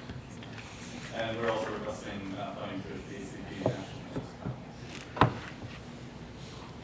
So the Observer newspaper is a weekly newspaper, just as our slogan says up there, it's for the students, by the students, so we are students putting together the student newspaper for the voice of students. We try to represent as many different student voices as we possibly can, and we're going to get to that specifically a little bit later.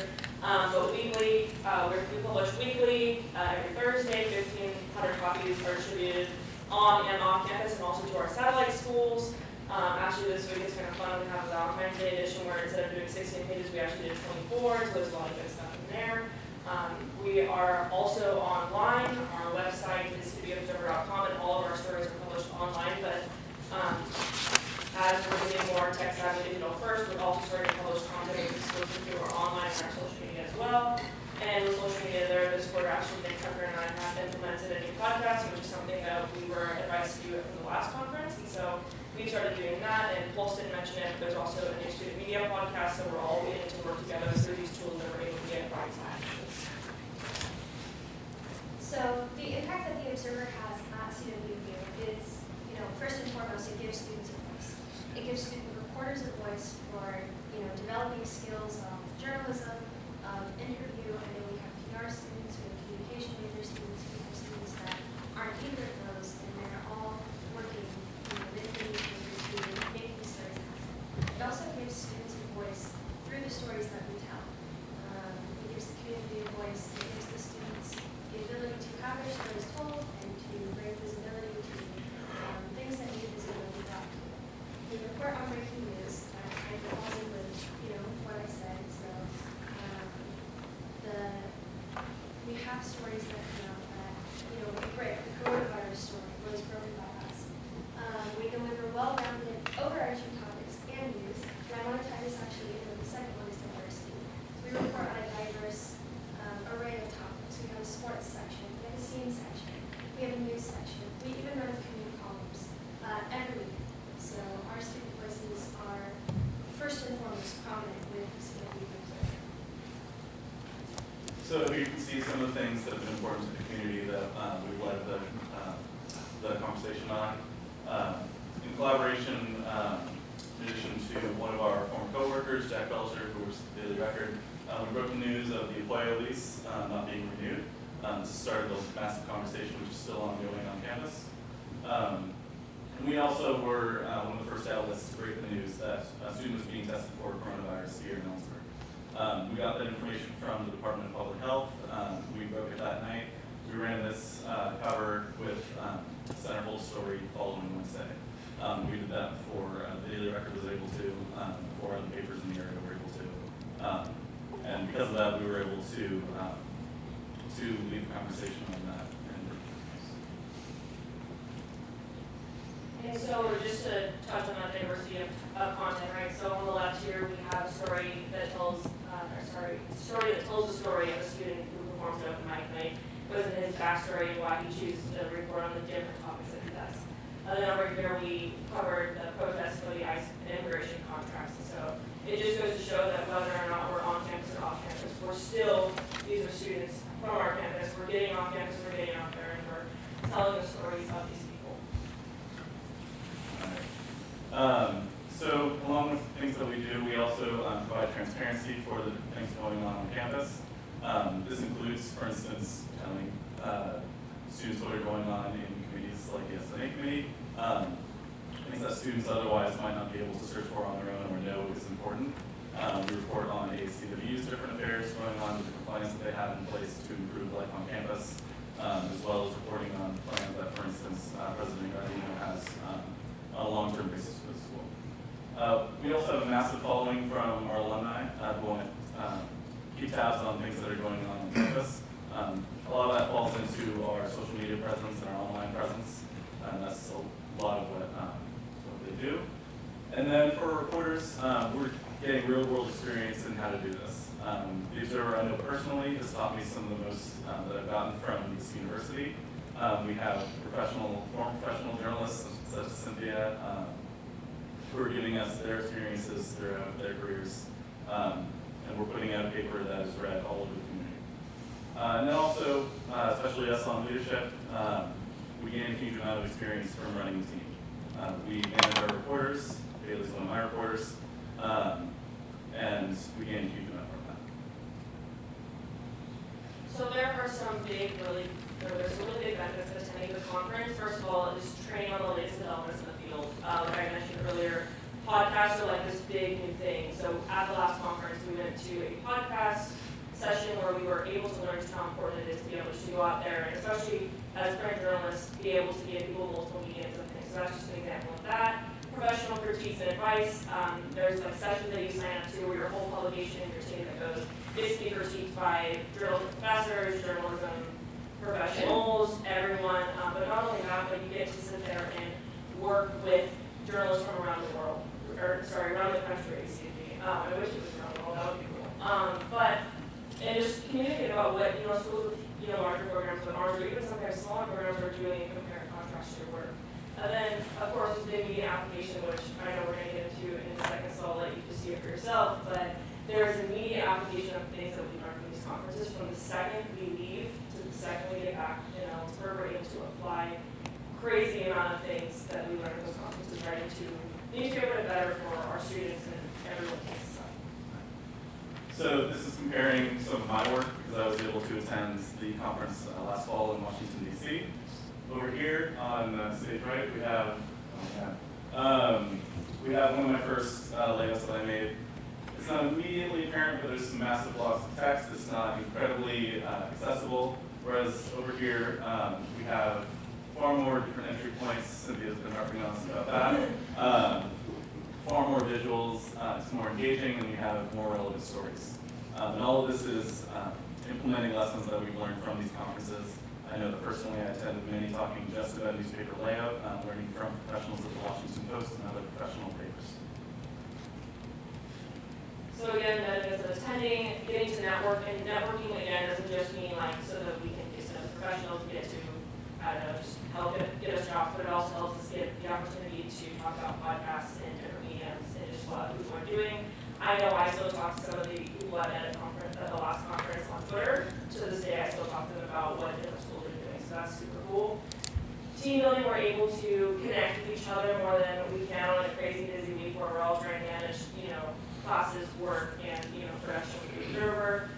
Again, getting to share ideas at these conferences, there's usually like a table of newspapers from all different schools that go, so you can share your own ideas, but it's also a slow down time for us to be able to communicate what we want to do different with the observer too, but normally you don't get to do it in a normal production week because it's so crazy busy. And then leadership and training skills. So again, getting to know how to maybe handle a conflict that maybe has happened within the newsroom, or ethical decisions, and what should we do and what shouldn't we do, and all those kind of things. 1 minute. So the details about the conference are essentially the same as those of Pulse. It's the same conference, San Francisco, same dates. 5 of us are going to be attending, hopefully. 4 of us here, and then our graphic designer team. The most important thing here is, I don't know if you guys have it, but we are lowering our budget again for our request. One person had to unfortunately not be able to go, so it's now $3,795. And that's going to cover 2 hotel rooms, airfare, conference registration fees, and it's approximately $760 per student. And we will be paying for our own food and ground transportation. I think we have the rest of our time. Thank you. All right, move to questions for the committee. Jess? I'm sorry if I missed it. How many of you that are going have attended before? Just us 2. The other 3 have never been. You're also all going to be returning next year, Yeah. which is really exciting. So that's like one of our big things too. So we're deciding who to go. We want to make sure that Bailey is hopefully going to go on our newsroom. So we want Bailey to be there. Amy is a new editor. She's never gone on these things. So we want to give her those leadership skills. And then our our graphic designer still wants to be on. She's done wonders for us. So we want to make sure that she has the tools to keep continuing to grow too. Take care. You guys get a lot of critique at the conference, but how do you take critique from students on campus and implement them? Or do you guys even listen? Yeah, for sure. So something that I know that this has kind of been a lot of talk recently too, I'm not going to ignore that, but we always have our emails open. Recently we've heard that some of our students want some of their updates to publish their work, and so this week we actually published 3 pages of student artwork. So we're pushing for that every single week. Please send me your artwork. But also we answer our Facebook messages as fast as we possibly can. We always send people to our email. Our emails are published on every single page. Our editor-in-chief, Cassie, she's been writing a letter or an observation deck where it says, hey, if you have a story idea or you want your voice or you just want to reach out, let us know through an email. And so I think that those meetings we try to put out there that we are open to your story ideas.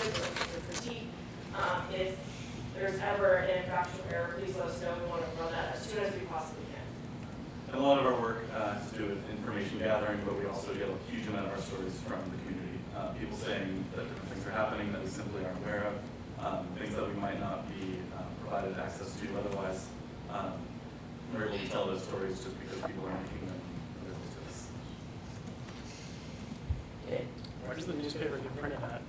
The newspaper is printed in Wenatchee. When the Wenatchee World was bought by WIC Communication, did that affect you guys at all? Well, the only thing we're a little concerned about is our contract is up this year, and we're no when it's going to increase. So, I don't know if it's going to be, if it's as much as say newsprint costs, or if it's with, ownership, but, Any other questions? I see none, thank you. Thank you very much. Thank you. Alright, we'll move on to the next funding request, which is request number 42, the Filipino Alliance Conference Officer for $17,500. Next one is Susan. I will. Because we want to all your Okay. Hello, everyone. My name is Naomi Cosing. I am the president of FASA, and I'm also the logistics chair of the Northwest FASA Planning Committee. And so today I'm going to be talking to you about our Northwest FASA conference called Bago sa Atin, which is happening April 10th through 12th, which is exactly 2 months from today. So, if you didn't know, FASA is the Filipino American Student Association, or FASA. We're a student organization under the Equity Services Council. So basically what we try to do is, this is up here, we try to expand our knowledge about the Philippines and what it means to be Filipino and Filipino American, as well as opening up to our allies and those that would like to know about our culture. And then I brought this directly from our Constitution, but CWU FASA will strive to improve the educational and social aspects of the Central Washington University campus and its surrounding Filipino communities. And then we're also a part of Northwest FASA, which is the Northwest Filipino American Student Alliance. And so we bring together 21 collegiate organizations, and we're able to provide Filipino Americans and allies alike the opportunity to build a community within the Northwest. And this is across Washington and Oregon as well.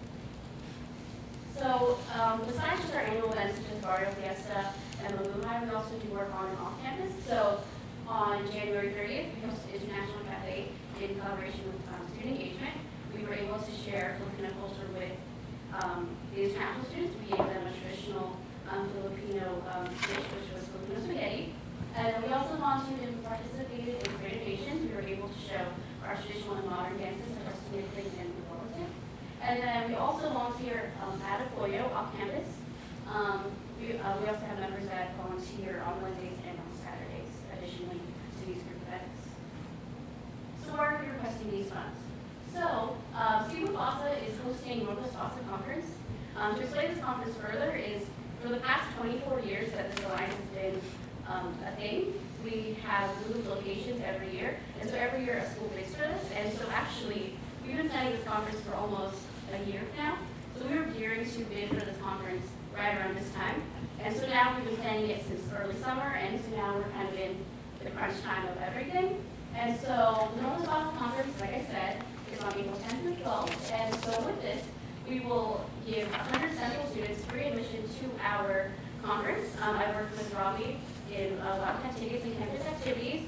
We have a promo code for those students to get free of charge, and then those students that aren't from Central will be paying $35 or upwards of $35 after that. And this photo is actually from last year's conference in Corvallis, Oregon at Oregon State University. And so our FASA is like on this slide, but there was about 283 people that came to Corvallis, Oregon. So a little bit more about the conference.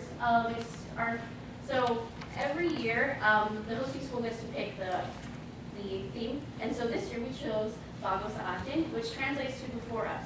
So with this, we would like to honor those before us, because those before us have experienced adversity. And with that, we want to acknowledge their sacrifices.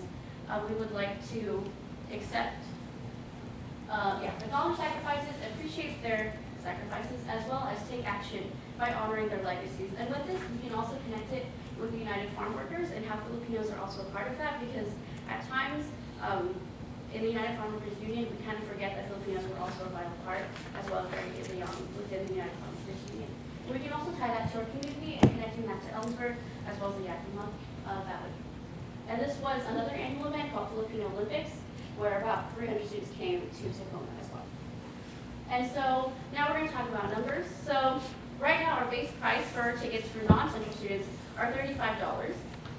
And so if we were to get the max capacity of those who would pay, would be $350, and with the base price would be $12,250. And now, as I said earlier, last year we had about 283 go to the Corvallis conference, and that was just because of their max capacity of their venue. And so if we were to expect that same amount just of the base of last year, we would get at the base price $9,625. And as you see, there are different prices that stack as the weeks go on.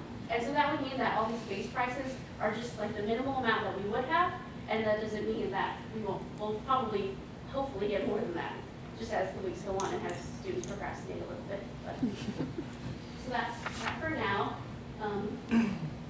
And then, so the revenue would cover a majority of our budget. So it is a 3-day conference, but we have a full day of just workshops on Saturdays.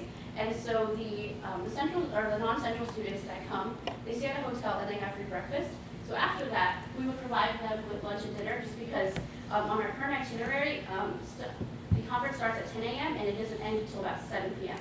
So it's like a full day of workshops and a full day of activities to do. So one of our dinner catering options is Luchon Pinoy. If you know her, her name is Marietta Baturao. She is our auntie, and we use her for a lot of our events. She's been with us, and she's contracted through Central many times. She worked with us for the High and for Barrio Fiesta.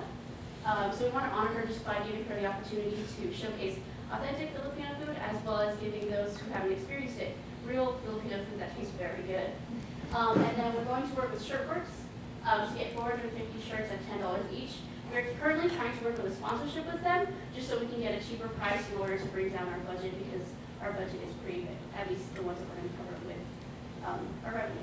And then we will have lunch from and so that brings us to a total of $13,420. And as you remember from this previous slide, at our maxed out price we would be at $12,250. And with that, there's about 1,000 or even more than that we might have to account for. And with that, we would go for other sources of funding. So we're starting out at ube waffle sales. So these are like purple yam waffle sales that we've sold at our recent alliance meeting. So every month we move to a different school in order to just to get a feel around the community. And so we sold waffles during there, and then we're also hosting a Cornerstone Pie Takeover on March 11th, and all those proceeds will go towards our conference in order to help offset those costs that we're going to be missing. And then we're sending out sponsorship letters. So currently we're working with two different people. So there's Reynaldo Pasqua of the Washington State Commission on Asian Pacific American Affairs, and he is guaranteeing $250 as a donation to help us with the sponsorship. And then we're also working with Dory Baker, who's part of the Asian Pacific Islander Coalition of Yakima County, and she'll also match the donation to about $500. But we're also sending other sponsorship letters to Filipino-owned businesses, as well as local businesses around Ellensburg. And then we also have a GoFundMe campaign. We have raised $100 so far, but we're trying to direct most of our sponsorships to go through the GoFundMe or to go through straight to our circuit county as well. And so how this will be beneficial to Central would be bringing a diverse amount of students to Central itself. So the last time that Central hosted a conference for the Northwest Boston Student Alliance was 18 years ago. And so knowing that, we're able to bring a diverse amount of students coming, and it's not just college-age students. So a lot of our organizations have high school students too, like in Running Start programs and things like that. And I've checked with a lot of policies, like with Michael Middleton, about waivers for them coming, and they're able to come and they're able to enjoy this conference. And so this also gives them a perspective of a space that we've created for these students in case they would like to attend Central and they want to join. They're able to see that there's a space for them in this alliance and in Central and in Ellensburg itself. Yes. And so this will help them also, help them embrace the theme of Dr. Stockton or before us, just to be able to honor those who have sacrificed before us. And as I said, yes, so it will also embrace, it'll enhance the Central students' experience at Central, just because they wouldn't have to pay, and this is already where they're comfortable with, and this is a campus that they're already known for, so bringing in a lot of diverse voices is also very helpful for them too. So this is our overall budget. I know that's a lot of numbers and that's a lot of prices, but I would like to highlight the ones that are the biggest, as in our dinner budget or our dinner pricing, which is $6,750, and also our shirts, which is $4,500, and our lunch. So those are the biggest parts of our budget, but that is what our revenue will cover. So in saying that, there's just a little left. Oh, okay, I'm sorry, I'm really nervous.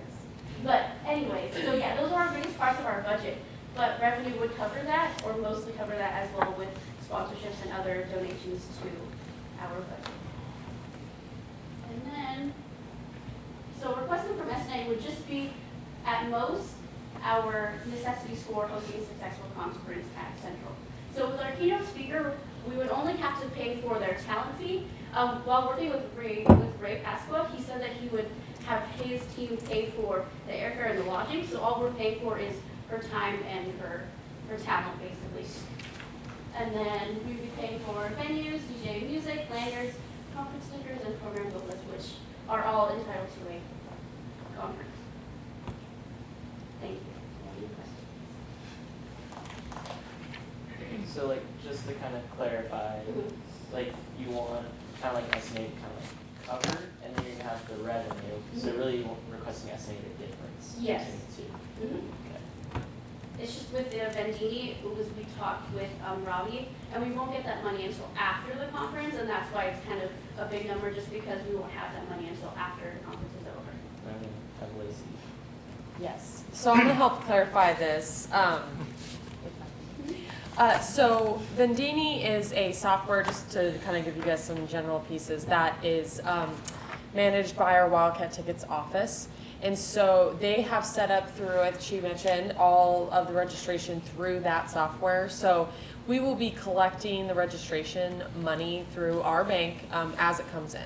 So even though Wildcat Tickets will not be just releasing that revenue until after the event is done, which is normally our procedure, we still are collecting it. So based off some of the conversations that we've talked about before in these situations, they are charging non-CW students, and CW students do get in for free. But the way that it's coming through is just slightly different, where they will be collecting it in real time, but we will be reconciling it after the event. So there's certain pieces that I believe with the contracts, especially the food, that they will have to confirm with once they get a closer attendance list of who's going to be attending. And then I guess also to touch on is that the revenue that they make through this conference comes back to the S&A budget. It's not theirs, and like it comes back to this S&A supplemental budget. That's the question. Yes, so I think I actually need to be a little bit more clear. So the people that actually manage the Vendini and Wildcat Tickets is my office. So my office will manage any funding sources, whether it's ASCW type of funding, S&A, or Wildcat Tickets. So that all kind of gets pooled and managed. Any revenue that could potentially be excess revenue from this event would actually go back to the S&A budget, like Brandon was referencing. Eric. So next week when we are voting on this, we would want to make a motion for the, whatever it's in here, for this amount, and then after that, that would be. The 13. Yeah. It would be the 16,000. Yeah, that's just what I was mentioning. Thank you. Great. I mean, it's great to support local businesses like Shirtworks, but you know, if you're getting 450 T-shirts, I mean, I know when we've done events, you know, in our department, we can go online and get them for half that or even less when you're doing that many, and it's the same quality. But I don't know. That's just a suggestion. SureWorks is our preferred vendor list, but it could also be for timing purposes. So you are not necessarily required to go through SureWorks, but they usually do work well with us when we get close to the date. They can run the amount of shirts that we need. Eric. How are the registrations going for the conference? So actually, I'll go back to the days. It doesn't open until this Sunday, actually. Yes. And so I worked with Robbie, and she'll be sending weekly reports every time. And just in case like you want an update as well, she'll be sending weekly reports of our registration coming in as well. And then, so how certain are you that you'll get like an attendance between 275 and 350 of balance? We're pretty certain just because this is a yearly event and this is one of the pinnacle events of our alliance in general. And so even though there might be, even though like there's a chance there might be low attendance, it's still one of the biggest events of the year, and everyone knows the importance of the event itself, that it's not really something that you miss, especially if you're very well versed in our alliance as well as in just the FOSSA or in school organization in general. So I know that the venue is only $500, but where is it being held? That's mostly, well, we're accounting for, because we're using academic spaces, but because it's on a Saturday, we would have to pay locking and unlocking charges. I tried to talk to Bonnie from scheduling to get like an exact number, but she said she wouldn't be sure until after the event happened. So that's just to just cover it in general. I'm also working with the Cal from Student Life just to make sure that we have an accurate number of the venues and everything like that as well. Great. You probably already thought of this, but I'm just thinking, that many people coming to town in hotel rooms. Do you have blocks of rooms or anything else? Yes, I actually have 60 rooms at the Red Lion Hotel, and then I'm slated to have more. The Red Lion will tell me when those rooms are booked up, and then I'm slated to have 50 at the neighboring hotel. I think it's the Holiday Inn that has didn't have Good. I know you had mentioned that the last time we hosted was 18 years ago. Do you know how long that this conference has been going on, though? Yes. Even before that? So our conference, I believe that our alliance is only about 25-ish years old, and so every year we just host a conference. There was one year where we didn't host a conference, so we're in our 25th year of the alliance, or the 26th year of our alliance, but we're only at our 25th conference. Got it. Yeah. So every year we host a conference. Okay. Can you talk about like the workshops you do? Like specifically, what are they? Like, what do they help us do? I have one of my planning committee. We have our registration chair and our workshop chair. This is Deanna. Hi. I'm Deanna. My pronouns are she, hers. So workshop-wise, we have, I believe, 22 workshops right now. We sent out a Google form a couple months ago for people to sign up through the Alliance, and then we're also opening up that and facilitator opportunities for EDC orgs and other students here on campus.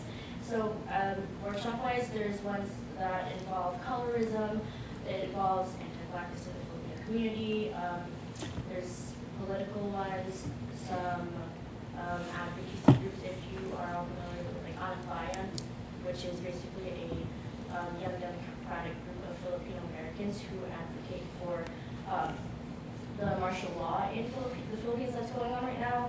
There's also, let's see, I believe, this is our advisor. Then he has, if you explain your workshop again?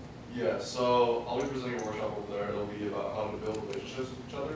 So it'll be kind of like one-on-one situation. Like it's take like a one-on-one, for example. So how like to approach one-on-one, how do you put questions you want to ask. It's just about building relationships with each other. Other ones could be, specifically because the conference is on Bible study, so for us. So the United Farm Workers Movement, there's tons and tons of stuff out there. So specifically in like California, well, conference all happened in California. So the adversities that they overcame. So it's about professional development, but also getting integrated within the Filipino culture. Because at these conferences, it's about a time where, say for example, like freshmen, you're not sure what you're trying to do with your life. Maybe you do like engineering, maybe you would change a course. So this is kind of an opportunity for those young Filipinos and just the young people in general that are attending these conferences. It's a moment in their lives where it's trying to find motivation. And so this is just one step in their life. And yeah, so that's all those the workshops we kind of cater towards. Professional development, bettering yourself as a person, and then also just being invigorated within the Filipino culture. So. Is it open to all students to attend, or do you have to be affiliated with a Filipino? Open to all students. And it's free for all 70 students. She touched on The first 100, right? Or all? We did 100 for now, but then we will open, if it exceeds that number, then we also will allow them as well. Oh, okay. It's just 100 just for like budgeting sakes and things like that. Gotcha.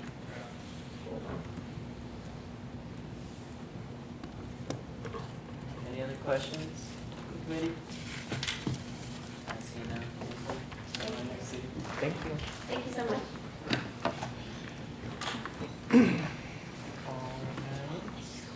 Alright, with that, we end subsection of new business. We'll move on to other business communications received. Haven't received too much other than people being really appreciative of the committee and what you do for them. You gave them some incredible opportunities, and they come by and stop by the student involvement office all the time and let us know about their trips, and they're really grateful for S&A giving them that opportunity. So I just wanted to pass that on to you all and let you know the stuff that you've enabled fellow students to do. I did get communication and actual confirmation as I was walking up here, that the policies that were worked on last spring and approved are going to be on the agenda for UPAC next Wednesday. So since UPAC was canceled in the fall, they did confirm that it is on the agenda. So I'll let you all know how that goes. Nice.